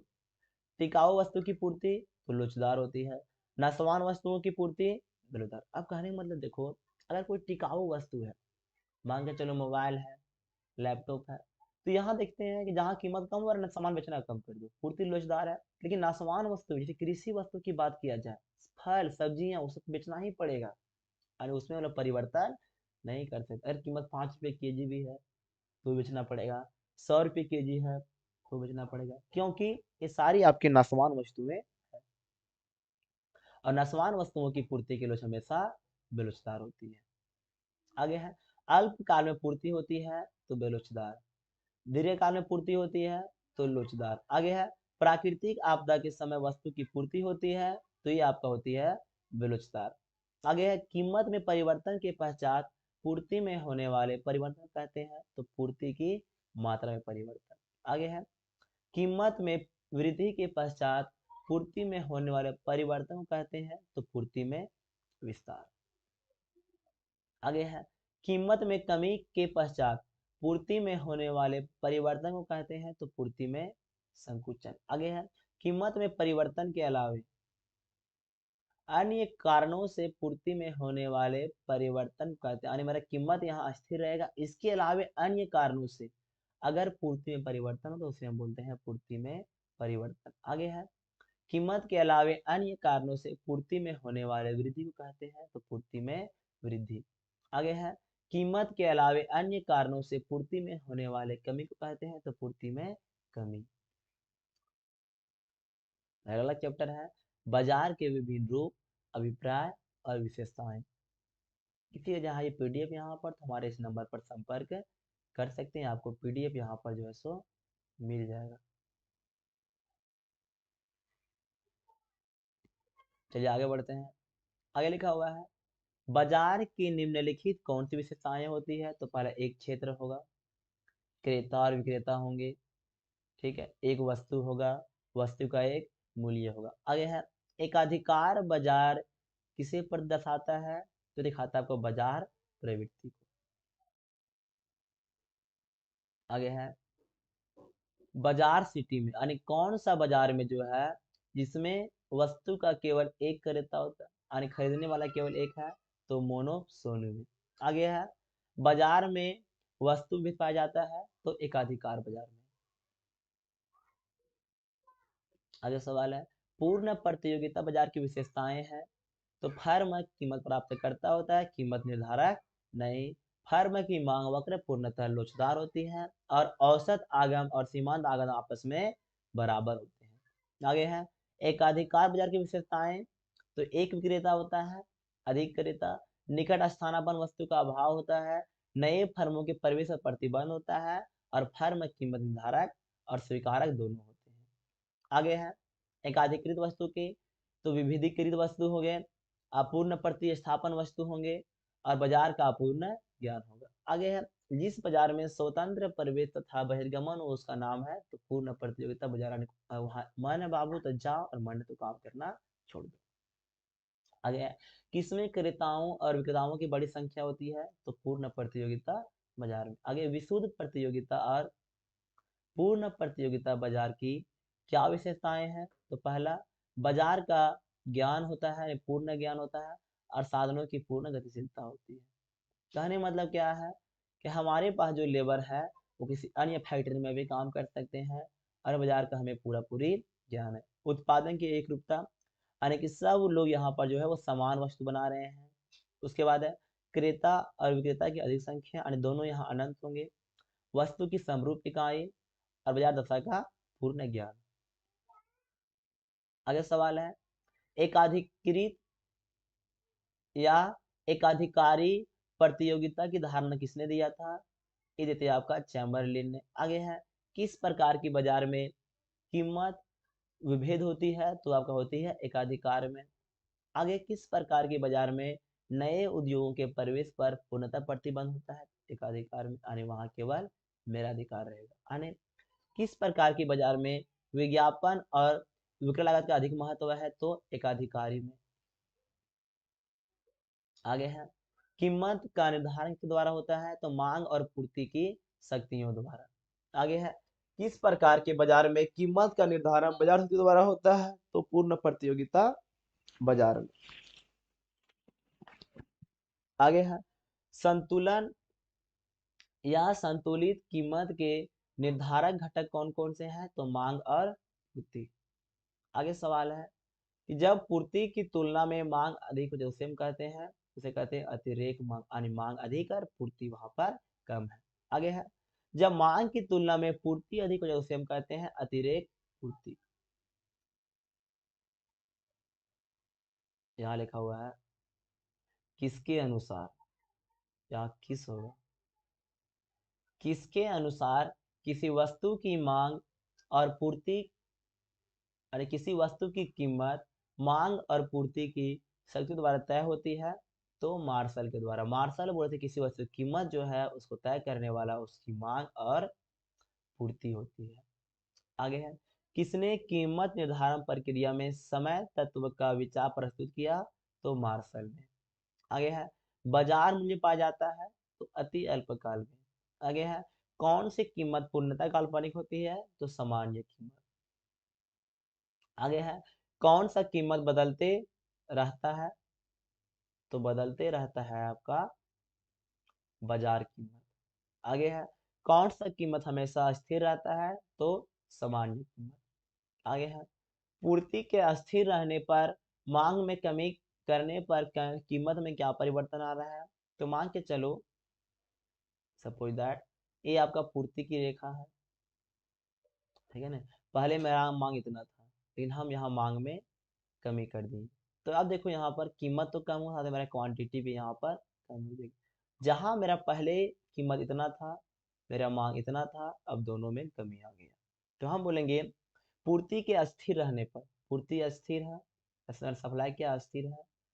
उसके बाद अगर मांग में हम लोग जैसे कमी करते हैं, संतुलित मात्रा और कीमत दोनों में कमी आती है। उसी बात अगर पूर्ति हम लोग जैसे यहाँ पर अस्थिर रखते हैं, और जहां मांग में वृद्धि किए तो कीमत और मात्रा दोनों बढ़ेगी। समझ रहे बातों को? यही लिखा है कि मांग के अस्थिर रहने पर पूर्ति बढ़ाने पर क्या परिवर्तन आता है। अब मेरा अगला यहाँ पर होगा, मान के चलो मेरा यहाँ पर आपका ये आपका मांग अस्थिर है, ठीक है ना, पूर्ति पहले इतना था, अब पूर्ति हम लोग इतना बढ़ा दिए। तो यहाँ बोलेंगे कि अगर आपका मांग जो है आपका अस्थिर है, डिमांड अस्थिर है, अगर पूर्ति बढ़ाएंगे उनकी कीमत में कमी आएगी परंतु उसकी मात्रा बढ़ जाएगी, और जहां हम लोग पूर्ति कम करेंगे तो उसकी मांग जो है आपका कम हो जाएगी, उसकी मात्रा कम हो जाएगी और उसकी जो कीमत यहाँ पर बढ़ जाएगी। वही लिखा गया है कि मांग के अस्थिर रहने पर पूर्ति बढ़ाने पर क्या परिवर्तन आते हैं, तो वस्तु की कीमत में कमी आएगी परंतु उसकी मात्रा बढ़ जाएगी। आगे है मांग के अस्थिर रहने पर पूर्ति में कमी करने पर क्या परिवर्तन आता है, सही बात है, उसकी कीमत में वृद्धि और मात्रा में कमी रहेगी। आगे पूर्ति के अस्थिर रहने पर मांग में वृद्धि करने पर क्या परिवर्तन आता है, तो वस्तु की कीमत और मात्रा दोनों बढ़ जाती है। आगे है श्रम का तात्पर्य है तो प्रति घंटे श्रमिक द्वारा किया गया कार्य। मेरा आगे सवाल है आपको सेकेंड बुक से चैप्टर समष्टि अर्थशास्त्र एक परिचय से। सवाल यहाँ पहला है कि अर्थशास्त्र को दो भागों में किसने बांटा, रैगनर फ्रीज ने। आगे है समष्टि अर्थशास्त्र के जनक कौन है, तो जॉन मिनार्ड कीन्स। आगे है जे एम कीन्स की पुस्तक का नाम क्या है, तो the general theory of employment interest and money. आगे है एडम स्मिथ का जन्म कब हुआ था, तो स्कॉटलैंड में यूके में 1723 में। आगे है 1929 की मंदी की शुरुआत कहां से होती है, तो अमेरिका से। कब, 29 अक्टूबर 1929 की। उस दिन आपका मंगलवार था इसलिए उस दिन को अमेरिका में हम लोग ब्लैक ट्यूसडे भी कहते हैं। अगला सवाल है 29 अक्टूबर के दिन को अमेरिका में कहा जाता है, तो ब्लैक ट्यूसडे। आगे है 1929 की मंदी का प्रभाव कब तक रहा, तो 1932 तक। आगे है 1929 के मंदी के क्या प्रभाव हुए, तो पहला बात जो निर्गत होता है आपका जो आपका उत्पादन होता है वह कितना कम हो गया था, 33% तक। आगे है बेरोजगारी दर जो है वह पहले 3% था, वो बढ़ क्या हो गया आप 25%। आगे है लगभग 5,000 बैंक बंद हुए और 9,000 से अधिक बैंक एकदम दिवालिया को बोलते हैं बैंक करप्ट हो गए। ठीक है, आगे है मंदी का प्रभाव किन देशों पर पड़ा है, तो इनका प्रभाव केवल पूंजीवादी देशों पर पड़ता है। आगे है समष्टि अर्थशास्त्र का अध्ययन क्षेत्र है, तो पहला बात राष्ट्रीय आय का अध्ययन, आय और रोजगार का निर्धारण, सरकार की आर्थिक नीति का सिद्धांत, अंतर्राष्ट्रीय व्यापार, मुद्रास्फीति, बजट और मुद्रा और बैंकिंग। आगे है स्टॉक का उदाहरण है, तो मुद्रा का परिणाम जो स्टॉक होता है, संपत्ति जो स्थिर रहता है, दो स्थानों के बीच की दूरी, टैंक में रखा गया जल, पूंजी और गोदाम में रखे गए गेहूं। प्रवाह जो हमेशा बदलते रहता है, जैसे आय, नदी का जल, ब्याज, निवेश, मौद्रिक व्यय और उपभोग। आगे जिन वस्तुओं से फिर से नई वस्तु बना सकते हैं उसे हम कहते हैं मध्यवर्ती वस्तु, जैसे कि हम आलू से जो है वो चिप्स बना रहे हैं, आलू से क्या बना रहे हैं हम लोग, चिप्स। तो यहाँ पर आलू क्या है, एक मध्यवर्ती वस्तु, क्योंकि आलू से हम नई वस्तु चिप्स को बना रहे हैं। आगे है अपनी कुल संपत्ति के स्टॉक में कमी करना कहलाता है, तो विनिवेश, यानी अपनी संपत्ति को हम बेच रहे हैं। जैसे मान के चलो और कुल संपत्ति था 10, मेरी संपत्ति यहाँ थी 10 कट्ठा, उसमें हम 1 कट्ठा जमीन को बेच दी, अब क्या हो जाएगा ये विनिवेश। आगे है अपनी कुल संपत्ति के स्टॉक में वृद्धि करना कहलाता है आपका निवेश। जैसे मान के चलो मेरे पास 10 कट्ठा जमीन था, 1 कट्ठा और अब खरीद लिए, निवेश हो। आज तो आपके पास एक गाड़ी थी, एक गाड़ी आप और खरीद लिए, अन्य बोलेंगे पूंजी का हम निवेश किए। आगे है चक्रीय प्रवाह के कितने प्रकार, 2 प्रकार आपका है, एक वास्तविक प्रवाह और एक आपका आता है मौद्रिक प्रवाह। आगे है वास्तविक प्रवाह में किसका प्रवाह होता है, यहाँ का प्रवाह, प्रवाह होगा यहाँ, ठीक है, तो वस्तु एवं सेवा का। आगे है मौद्रिक प्रवाह में किसका प्रवाह होता है, तो ये आपका होगा आय या मुद्रा का। आगे है अर्थव्यवस्था में कितने क्षेत्रक हैं, 4, ये 4 आपकी है खुली अर्थव्यवस्था के लिए। किसके लिए? खुली अर्थव्यवस्था के लिए। और जहां आपका आएगा बंद अर्थव्यवस्था, यहाँ पर केवल 2 ही होते हैं। ध्यान दीजिएगा इस बात के लिए। आगे है, एक फर्म उत्पादन हेतु भूमि और श्रम कहाँ से लेता है? तो परिवार से या घरेलू क्षेत्र से। आगे है, दो क्षेत्रीय मॉडल में आय का चक्रीय प्रवाह किन दो क्षेत्रों के बीच में होता है? तो घरेलू क्षेत्र और फर्म के बीच में। आगे है, आय के 3 क्षेत्रीय मॉडल में ये शामिल किया जाता है, तो घरेलू क्षेत्र को, फर्म को और सरकार को। आगे है, अर्थव्यवस्था के सभी क्षेत्र अपना जमा कहाँ रखते हैं तथा कहाँ से ऋण लेते हैं? तो आपका बैंक या अन्य वित्तीय संस्थान में अपना जमा रखते हैं, वहीं से अपना जो है सो ऋण को लेते हैं। आगे है, आय के क्षेत्रीय प्रवाह में, अब बोलेंगे आय के चक्रीय प्रवाह में मुद्रा में होने वाली कमी को कहते हैं, उसे हम बोलते हैं रिसाव यानी लीकेज। आगे है, आय के चक्रीय प्रवाह में मुद्रा में होने वाली वृद्धि को कहते हैं, उसे हम कहते हैं अंतःक्षेपण या इंजेक्ट। आगे है, आय के 4 क्षेत्रीय प्रवाह में संतुलन की आवश्यकता है, तो यहाँ पर आपका जो है सो सी, आई, जी और एक्स माइनस एम। आगे है, कृषि को शामिल करते हैं प्राथमिक क्षेत्र में, सेवा क्षेत्र कहते हैं तृतीय को, विनिर्माण क्षेत्र द्वितीय को। आगे है, परिवार फर्म कौन से प्रदान करता है? तो परिवार किसी फर्म को जो है वो भूमि देता है, श्रम देता है और उसको जैसे उद्यम देता है। क्या देता है? आपका उद्यम। चैप्टर नंबर आगे है, राष्ट्रीय आय का लेखांकन।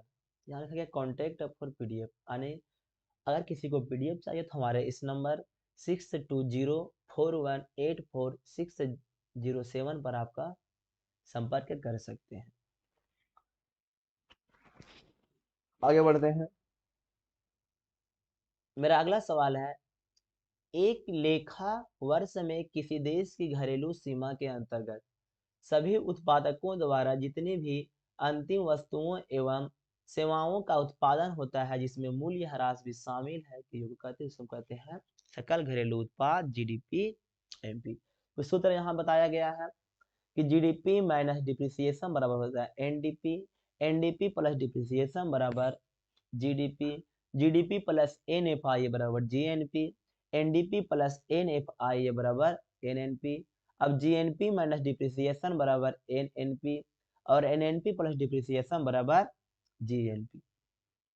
आगे है, जीएनपी एमपी बराबर जीडीपी एमपी माइनस डिप्रिसिएशन। आगे है, जीएनपी एफसी बराबर जीडीपी एमपी माइनस एनआईटी, और एनआईटी बोलते हैं शुद्ध अप्रत्यक्ष कर, नेट इनडायरेक्ट टैक्स बराबर होता है इनडायरेक्ट टैक्स माइनस सब्सिडी।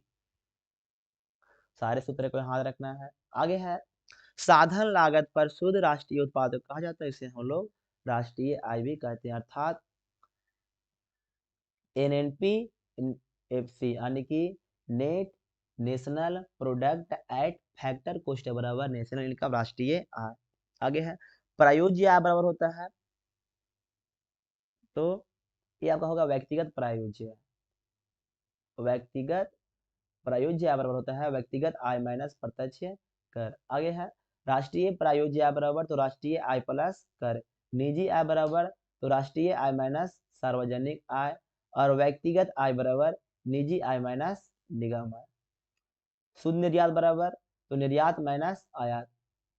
आगे है, अगर किसी देश की विदेशों से प्राप्त निवल आय यानी कि एनएफआई धनात्मक है, तो देश की राष्ट्रीय आय सकल घरेलू उत्पाद से तो आपका ये जो अधिक होगा। यानी कहने का मतलब क्या है,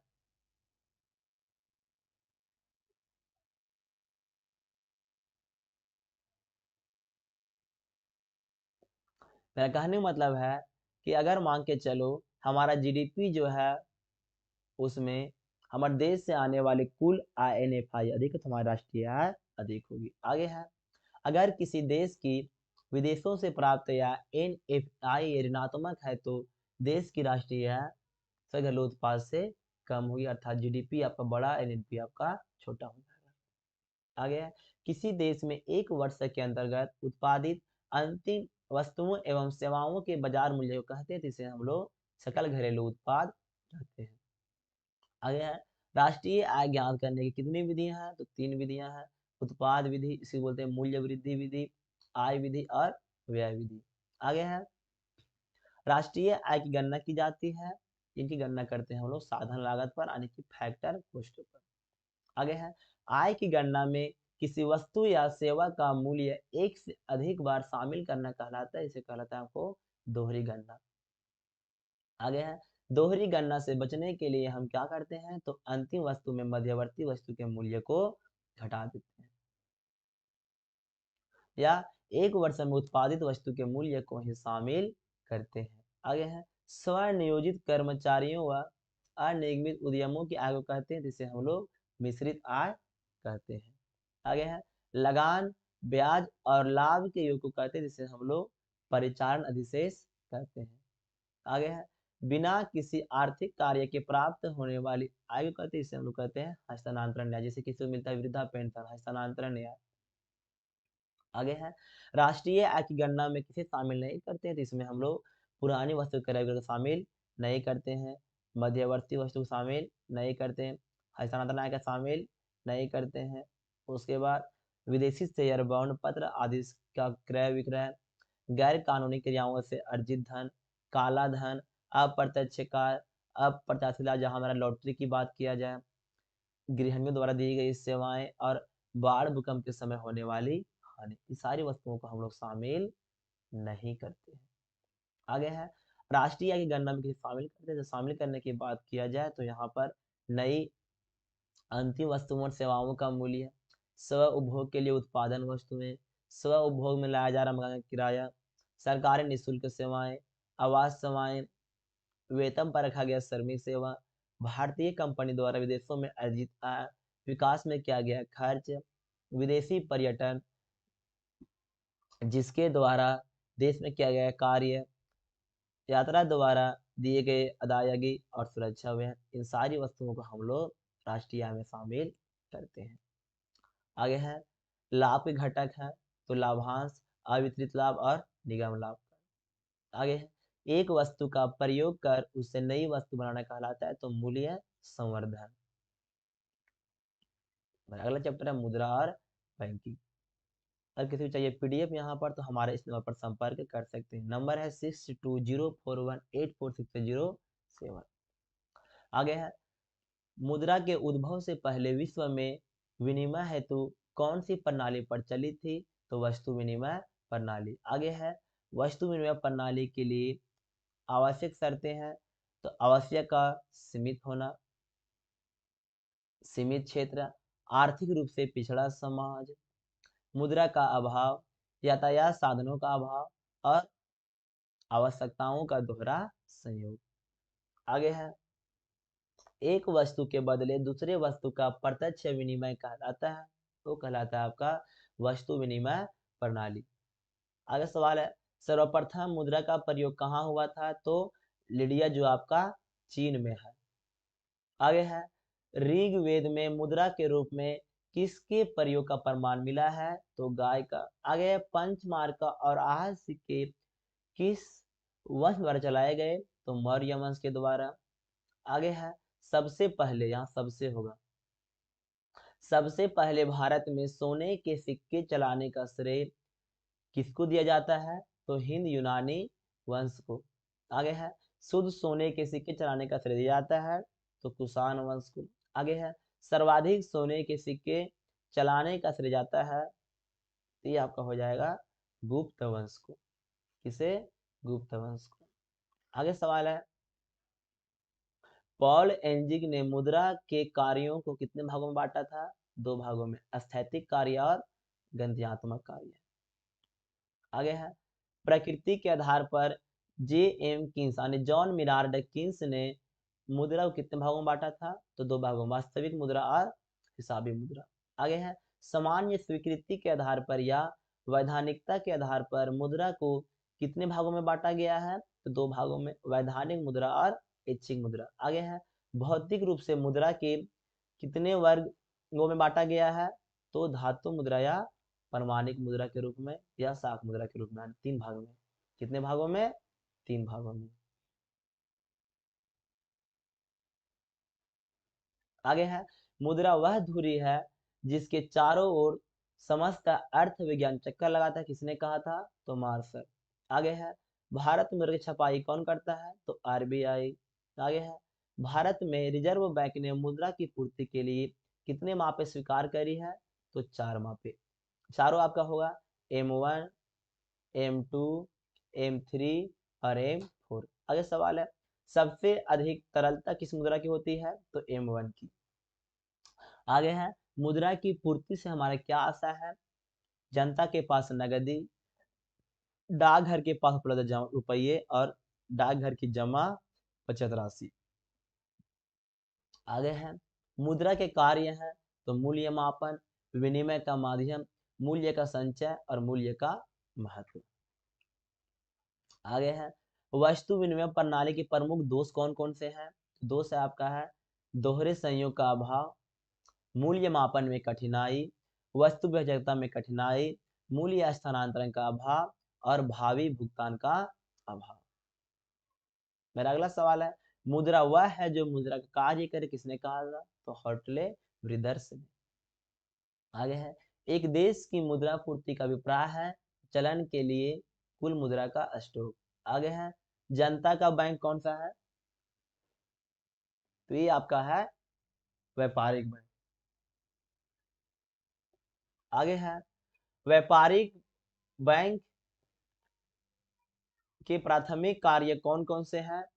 तो जमा स्वीकार करना, ऋण प्रदान करना और साख का सृजन। आगे सवाल है, व्यापारिक बैंक द्वारा स्वीकार की जाने वाली प्रमुख जमाएं कौन कौन सी है? तो मांग जमा, सावधि जमा, चालू जमा और बचत जमा। आगे है, व्यापारिक बैंक किस प्रकार का ऋण देते हैं? तो ये आपका देते हैं नगद साख, अधिकी वर्ष और अग्रिम लोन। आगे है, व्यापारिक बैंक के गौण कार्यों के अंतर्गत शामिल किया जाता है तो एजेंट के रूप में कार्य, सामान्य उपयोगिता का कार्य और सामाजिक कार्य। आगे है, कौन सा बैंक साख का सृजन करते हैं? तो ये आपका करते हैं व्यापारिक बैंक।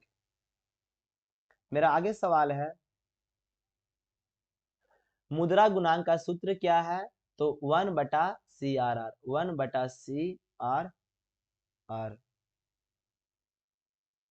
आगे है, एक व्यापारिक बैंक कितना गुना साख का सृजन कर सकती है? तो मुद्रा गुणांक के बराबर, यानी जितना उसका मुद्रा गुणांक होगा उतना ही जो है सो साख का सृजन कर सकती। आगे है, साख मुद्रा का विस्तार होता है जब CRR घटता है, यानी कि जब CRR कम करेंगे तो साख अधिक देगा और जब CRR बढ़ा देंगे तो साख वह यानी लोन कम देगा। आगे है, ATM का पूर्ण रूप है, इसका नाम है ऑटोमेटिक टेलर मशीन। आगे है, हम किस विधि के द्वारा बैंक से मुद्रा निकाल सकते हैं? तो आहरण पत्र यानी फॉर्म भरो और ले लो, चेक के द्वारा और ATM के द्वारा। आगे है, कौन सा बैंक हमें लॉकर की सुविधा प्रदान करता है? तो व्यापारिक बैंक हमें लॉकर की सुविधा प्रदान करता है। आगे है, ATM, credit card, debit card, electric money, UPI, mobile banking आदि की सुविधा कौन सा बैंक प्रदान करता है? तो करता है हमको व्यापारिक बैंक। भारत में केंद्रीय बैंक की स्थापना कब हुई थी? तो ये आपका होती है 1935 में। यानी बोलेंगे आरबीआई बैंक की स्थापना कब होती है? तो आरबीआई एक्ट 1934 के तहत 1 अप्रैल 1935 को।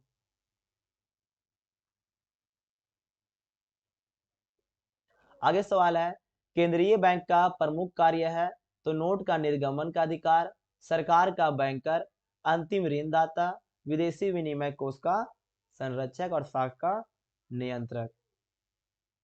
मेरा आगे सवाल आएगा, 1 मिनट।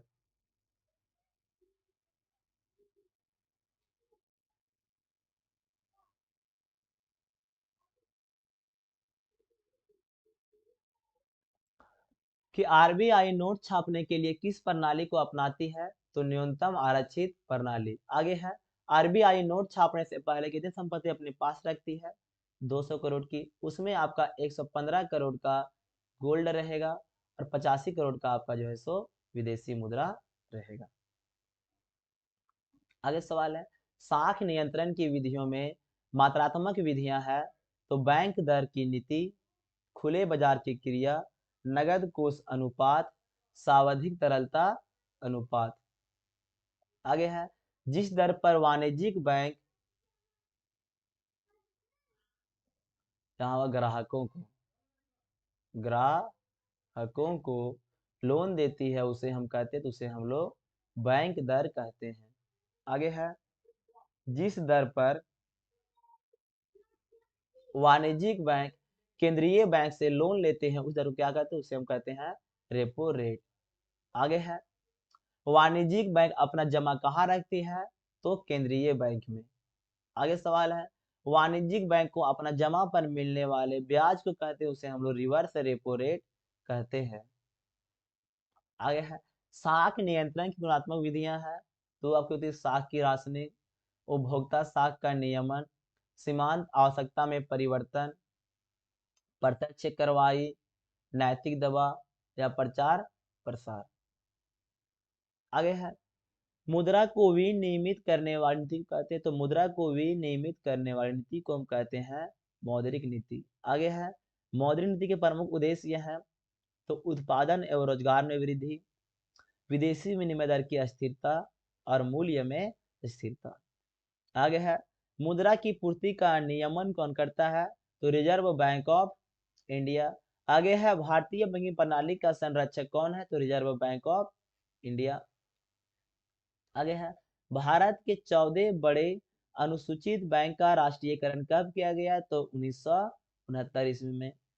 आगे है, बैंकिंग क्षेत्र में सुधार कब हुआ, तो 1991 के नरसिम्हा कमेटी के बाद। और आगे है, भारतीय रिजर्व बैंक ने पहली बार निधि क्षेत्र में नए बैंक को लाइसेंस जारी करने का घोषणा कब किए, तो 22 जनवरी 1993 ईस्वी को। आगे बढ़ते चैप्टर नंबर 4 की ओर, उसका नाम है आय और रोजगार का निर्धारण यानी समग्र मांग और समग्र पूर्ति। अब ध्यान दो, यहाँ पर आपका है कॉन्टेक्ट ओवर पीडीएफ, यानी अगर किसी को पीडीएफ चाहिए तो हमारे वो इस नंबर पर संपर्क कर सकते हैं 6204184607 पर। सवाल है, किसने कहा कि पूर्ति स्वयं मांग को सृजित करती है, तो जेबी सेन ने। आगे है, अर्थव्यवस्था के संदर्भ में प्रतिष्ठित रोजगार सिद्धांत क्लासिकल थ्योरी ऑफ एम्प्लॉयमेंट का विचारधारा किसने दिया था, तो जेबी सेन ने। आगे है, प्रतिष्ठित रोजगार सिद्धांत की अवधारणा में समाहित है, तो अर्थव्यवस्था में सदैव पूर्ण रोजगार की स्थिति बनी रहती है, अर्थव्यवस्था में अति उत्पादन अथवा न्यून उत्पादन की संभावना नहीं होती। आगे है, क्लासिकल विचारधारा इस तथ्य पर आधारित है, तो से का बाजार नियम, मजदूरी दर की पूर्ण लोचशीलता और ब्याज दर की पूर्ण लोचशीलता। आगे है, किन्स रोजगार सिद्धांत किस बात पर या किस सिद्धांत पर निर्भर है, तो प्रभावपूर्ण मांग पर। आगे है, सामूहिक मांग के घटक है, तो सामूहिक मांग के घटक है तो व्यक्तिगत उपभोग के लिए, निवेश के लिए, सार्वजनिक उपभोग के लिए या शुद्ध निर्यात के लिए। यानी बोलेंगे तो सी प्लस आई प्लस जी प्लस एक्स माइनस ए। आ तो करे कंजम्पशन के लिए, आ तो इन्वेस्टमेंट के लिए, आ तो करेगा गवर्नमेंट, आ तो करेंगे शुद्ध निर्यात के लिए। आगे है, निवेश की निर्धारक क्षमता है तो पूंजी की सीमांत क्षमता और ब्याज की दर। आगे है, देश के निवासियों द्वारा आय के दिए हुए स्तर पर वस्तु एवं सेवा की खरीदने के लिए जो खर्च करने को तैयार रहते हैं उसे कहते हैं, उसे हम लोग समग्र मांग या सामूहिक मांग कहते हैं। आगे है, समग्र मांग किसके बराबर होता है, तो समग्र मांग जो है सो उपभोग व्यय और निवेश के योग के बराबर होता है, यानी बोलेंगे कि एग्रीगेट डिमांड बराबर सी प्लस आई। आगे है, उपभोग व्यय का संबंध होता है तो आय से, आय के शून्य रहने पर भी जो मांग की जाती है इसे कहते हैं, इसे हम स्वायत्त मांग कहते हैं। आगे है, स्वायत्त मांग का वक्र होता है तो एक सहज के समानांतर। आगे है उपभोग मांग को प्रदर्शित करते हैं तो C बराबर होता है C और सी वाई। ये होता है स्वायत्त मांग, ये होता है आपका प्रेरित मांग। आय बढ़ने के साथ साथ जो मांग बढ़ती है उसे कहते हैं, उसे हम लोग प्रेरित उपभोग मांग कहते हैं। आगे है निवेश का संबंध होता है तो लाभ से। अगला सवाल है आय बढ़ने के साथ साथ जो निवेश बढ़ती है उसे कहते हैं, उसे हम लोग प्रेरित निवेश कहते हैं। आगे है उपभोग किसका फलन है तो आय का। आगे है औसत उपभोग प्रवृत्ति यानी एपीसी बराबर होता है, तो यहाँ होता है एपीसी बराबर सी बटा वाई, जितनी हमारी कंजप्शन है वह हमारे आय का कितना है। आगे है सीमांत उपभोग प्रवृत्ति होती है एमपीसी बराबर तो डेल्टा सी बटा डेल्टा वाई। आगे है औसत बचत प्रवृत्ति एक कहलाती है आपका एस बटा वाई, आपने आय का कितना भाग हम लोग जो सेविंग कर रहे हैं। आगे सवाल है औसत सीमांत प्रवृत्ति यानी ये होगा आपका सीमांत बचत प्रवृत्ति। सीमांत बचत प्रवृत्ति इसको हम लोग बोलते हैं एमपीएस। एमपीएस बराबर होता है डेल्टा एस बटा डेल्टा वाई। आगे है कुछ सूत्र आपका है तो एपीसी और एपीएस का मान हमेशा 1 के बराबर होता है। एमपीसी और एमपीएस का मान हमेशा 1 के बराबर होता है। और एएस और एग्रीगेट सप्लाई आपका जो होता है वो सी प्लस आई के बराबर होता है, और सी प्लस वाई का मान हमेशा 1 के बराबर होता है।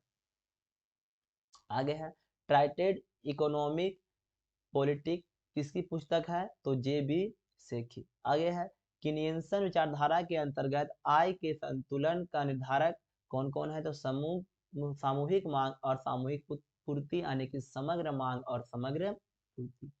आगे है किन्स के अनुसार किन्स के अनुसार अर्थव्यवस्था में आय और रोजगार का संतुलन स्तर कहाँ स्थापित होगा तो जहां पर जो है सो आपका एग्रीगेट डिमांड और एग्रीगेट सप्लाई बराबर हो जाएगा, और जितना हम लोग जैसे आप लोग दूसरा आपका जितना हम लोग इन्वेस्ट कर रहे हैं उतना हमारा सेविंग होना चाहिए।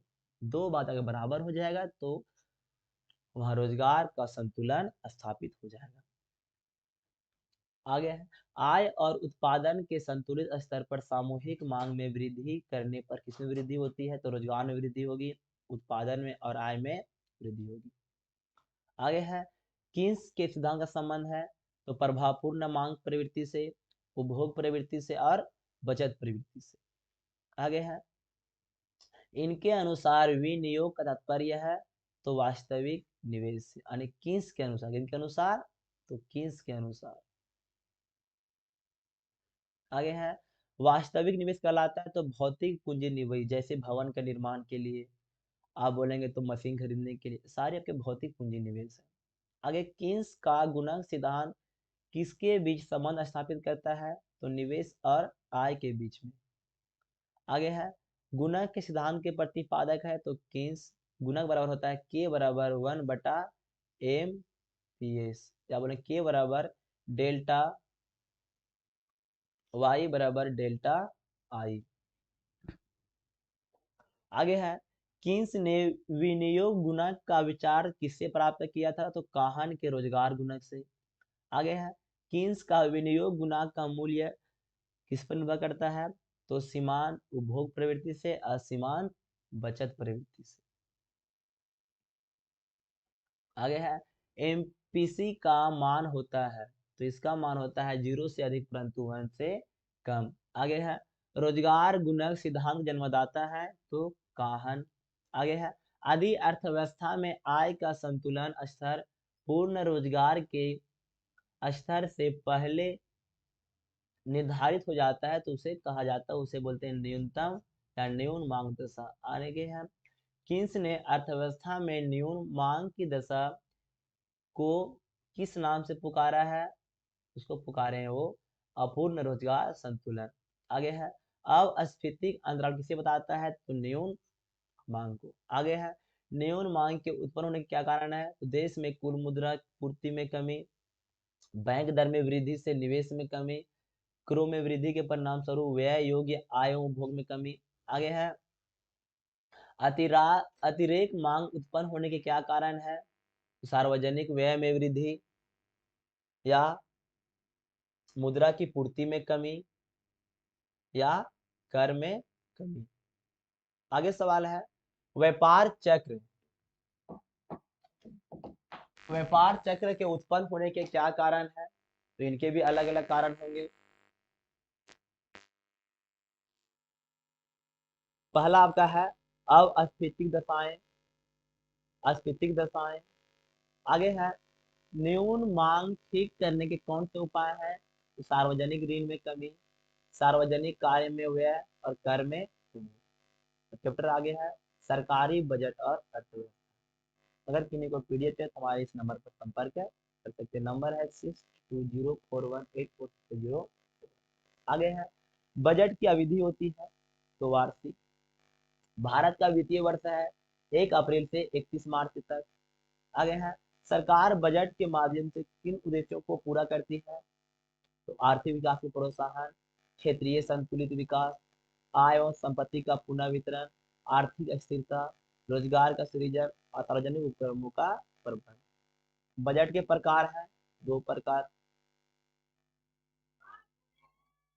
आगे है, राजस्व प्राप्ति के स्रोत है तो कर और गैर कर। आगे सवाल है, कर को बांटा गया है 2 भागों में, प्रत्यक्ष और अप्रत्यक्ष कर। आगे सवाल है, किसी वस्तु और सेवा पर लगने वाला कर को कहते हैं तो अप्रत्यक्ष कर। आगे है, किसी व्यक्ति, निगम और संपत्ति पर लगने वाले कर को कहते हैं, इसे हम लोग प्रत्यक्ष कर कहते हैं। आगे सवाल है, आय कर किसका उदाहरण है? तो प्रत्यक्ष कर का। जीएसटी किसका उदाहरण है? तो अप्रत्यक्ष कर का। आगे सवाल है, भारत में जीएसटी कब लागू हुआ? तो 1 जुलाई 2017 को। आगे है, जब सरकार की कुल आय उनकी व्यय से अधिक हो उसे कहते हैं, उसे हम लोग बोलते हैं अतिरिक्त बजट यानी कि सरप्लस बजट। आगे है, जब सरकार की कुल आय उनकी व्यय के बराबर तो उसे हम कहते हैं संतुलित बजट। आगे है, जब सरकार की कुल आय उनके व्यय से कम हो तो उसे कहते हैं घाटे की बजट। आगे है, बजट संगठन निम्नलिखित में से कौन है? तो बजट प्राप्ति और बजट व्यय। आगे है, राजस्व प्राप्ति, राजस्व व्यय, पूंजीगत प्राप्ति और पूंजीगत व्यय, तीनों इसमें संगठन में है। आगे है, प्रत्यक्ष कर में शामिल किया जाता है तो आय कर को, निगम कर को, उसके बाद संपत्ति कर को, उपहार कर को, सीमा शुल्क को, उत्पाद शुल्क को, व्यापार शुल्क को और सेवा कर। आगे है, अप्रत्यक्ष कर में किसे शामिल करते हैं? तो वस्तु एवं सेवा कर, जीएसटी और मूल्य वृद्धि टैक्स आने की वैल्यू एडेड टैक्स को। आगे है, ऐसे व्यय जो सरकार के लिए किसी प्रकार का, यहाँ को किसी प्रकार का संपत्ति का सृजन नहीं करते हैं उसे कहते हैं राजस्व व्यय। आगे है, भारत में 1 रुपये का नोट कौन छापता है? तो भारत सरकार का वित्त मंत्रालय। आगे सवाल है, पूंजी बजट में शामिल है तो पूंजीगत प्राप्ति और पूंजीगत व्यय। आगे है, राजस्व व्यय में शामिल है तो राजस्व प्राप्ति और राजस्व व्यय। आगे है, निम्नलिखित में से कौन सा एक पुल के निर्माण में होता है? तो पूंजीगत व्यय। विकासशील राष्ट्रों के लिए कौन सा बजट उपयुक्त होता है? तो घाटे की बजट। आगे है, प्राथमिक घाटे का सही माप है तो राजकोषीय घाटा और ब्याज के भुगतान का अंतर। आगे है, भारत में संसद बजट को समय स्वीकृति देती है तो 31 मार्च को। मेरा अंतिम चैप्टर है खुली अर्थव्यवस्था। यहाँ मेरा मोबाइल नंबर है, किसी का ये पीडीएफ है उस पर आप लोग संपर्क कर सकते हैं। आगे है, अगर कोई देश शेष विश्व के साथ व्यापार करता है तो उसे कहते हैं खुली अर्थव्यवस्था। आगे है, एक देश की मुद्रा का दूसरे देश के साथ यहाँ होगा विनिमय, विनिमय करना कहलाता है तो विदेशी विनिमय। आगे है, जिस दर पर एक देश की मुद्रा को दूसरे देश की मुद्रा के साथ बदला जाता है उसे कहते हैं, उसे विदेशी विनिमय दर कहते हैं।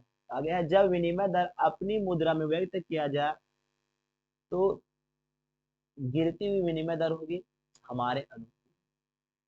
आगे है, जब विनिमय दर अपनी मुद्रा में व्यक्त किया जाए तो बढ़ती हुई विनिमय दर होगी तो हमारे प्रतिकूल।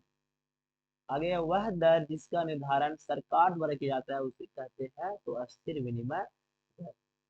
आगे है, वह विनिमय दर जिसका निर्धारण बाजार शक्तियों अर्थात मांग और पूर्ति के आधार पर होता है वह कहलाता है लोचशील विनिमय दर। आगे है, अस्थिर विनिमय दर के निम्नलिखित में से कौन से रूप है? तो विनिमय दर की स्वर्णमान प्रणाली और विनिमय दर की ब्रिटेन वुड्स प्रणाली। आगे है, अस्थिर विनिमय दर के कौन कौन से गुण है? तो अंतर्राष्ट्रीय व्यापार में वृद्धि, विदेशी पूंजी को प्रोत्साहन, पूंजी निर्माण में वृद्धि, आर्थिक नियोजन संभव और भुगतान संतुलन बनाए रखने में सहायक। आगे है, अस्थिर विनिमय प्रणाली के कौन कौन से दोष हैं? तो राष्ट्रहित की अवहेलना, अनेक क्षेत्रों में नियंत्रण और विदेशी दरों में आकस्मिक उच्चावचन। आगे है, लोचशील विनिमय दर के गुण है। तो जो लोचशील विनिमय दर है उनके अलग अलग गुण है, जैसे पहला सरल प्रणाली, सतत समायोजन, भुगतान संतुलन में सुधार और संसाधनों की कुशलता प्रयोग। आगे है, विनिमय या विदेशी विनिमय बाजार के रूप है दो रूप, हाजिर या चालू बाजार या वायदा बाजार। आगे है, विदेशी विनिमय दर का निर्धारण होता है मांग और पूर्ति की शक्तियों द्वारा। आगे है, विदेशी विनिमय की प्रक्रिया होती है विभिन्न देशों के मध्य। आगे है, विदेशी विनिमय बाजार के कार्य है तो स्थानांतरण कार्य, साख संबंधी कार्य और जोखिम से संबंधित कार्य। आगे है, शुद्ध निर्यात ज्ञान करते हैं तो निर्यात माइनस आयात। आगे है, व्यापार से इसका संबंध है तो केवल दृश्य मदों यानी केवल वस्तुओं के व्यापार। आगे है, भुगतान संतुलन में शामिल है दृश्य मदे वस्तुएं, अदृश्य मदे आने की बोलेंगे सेवाएं, पूंजी नियंत्रण आने की निवेश। आगे है, वस्तुओं को शामिल करते हैं दृश्य मदे में, सेवाओं को शामिल किया जाता है अदृश्य मदे में। आगे है, भुगतान से इसके घात खाते हैं, दो खाते हैं, चालू खाता और पूंजी खाता। आगे है, वस्तु एवं सेवाओं के एक पक्षीय भुगतान को शामिल करते हैं तो चालू खाते में। आगे सवाल है, एक देश का शीर्ष विश्व के साथ किए गए समस्त लेन देन को शामिल करते हैं तो पूंजी खाता में। आगे है, एक देश द्वारा वस्तु और सेवा के बदले शेष विश्व को किया गया भुगतान को शामिल करते हैं तो चालू खाता के देनदारी पक्ष। आगे है, एक देश द्वारा शेष विश्व में वस्तुओं और सेवाओं के निर्यात के बदले मिलने वाले भुगतान को शामिल किया जाता है तो चालू खाता के लेनदारी पक्ष में। जहाँ वह लेखा की दृष्टि से भुगतान संतुलन सदैव संतुलित रहता है। आगे है, एक देश द्वारा विदेश में पूंजी का किया गया निवेश करेंगे तो पूंजी खाता के देनदारी पक्ष में। आगे है, घरेलू देश को विदेश से मिलने वाला सहायता को शामिल करते हैं तो पूंजी खाता के लेनदारी पक्ष। दोस्तों अब प्यारे बच्चों, ये आपके थे अर्थशास्त्र के संपूर्ण चैप्टरों का संपूर्ण ऑब्जेक्टिव क्वेश्चन। मेरा ये गारंटी है इन सारे पीडीएफ से आपका 40 में 40 सवाल यही से आए, क्योंकि जितना आपका ऑब्जेक्टिव बनता है चाहे एनसीईआरटी बुक हो, एसवीपीटी बुक हो, बहुत सारे बुक का मैंने निचोड़ निकाला है और आपका हर चैप्टर से जो है महत्वपूर्ण प्रश्नों को लेकर के हम आ गए हैं।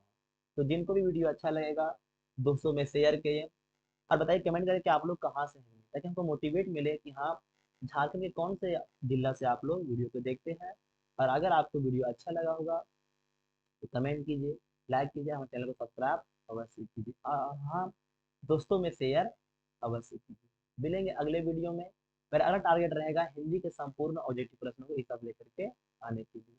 ठीक है, थोड़ा वीडियो होता लेट, रीजन यही है कि हम लोग देते हैं अच्छा से अच्छा कंटेंट देने का प्रयास करते हैं, इसके लिए थोड़ा सा वीडियो यहाँ लेट हो जाता है। चलिए कर कोई दिक्कत नहीं, ठीक है। अब मिलेंगे नेक्स्ट वीडियो में। आज के लिए धन्यवाद, थैंक्स।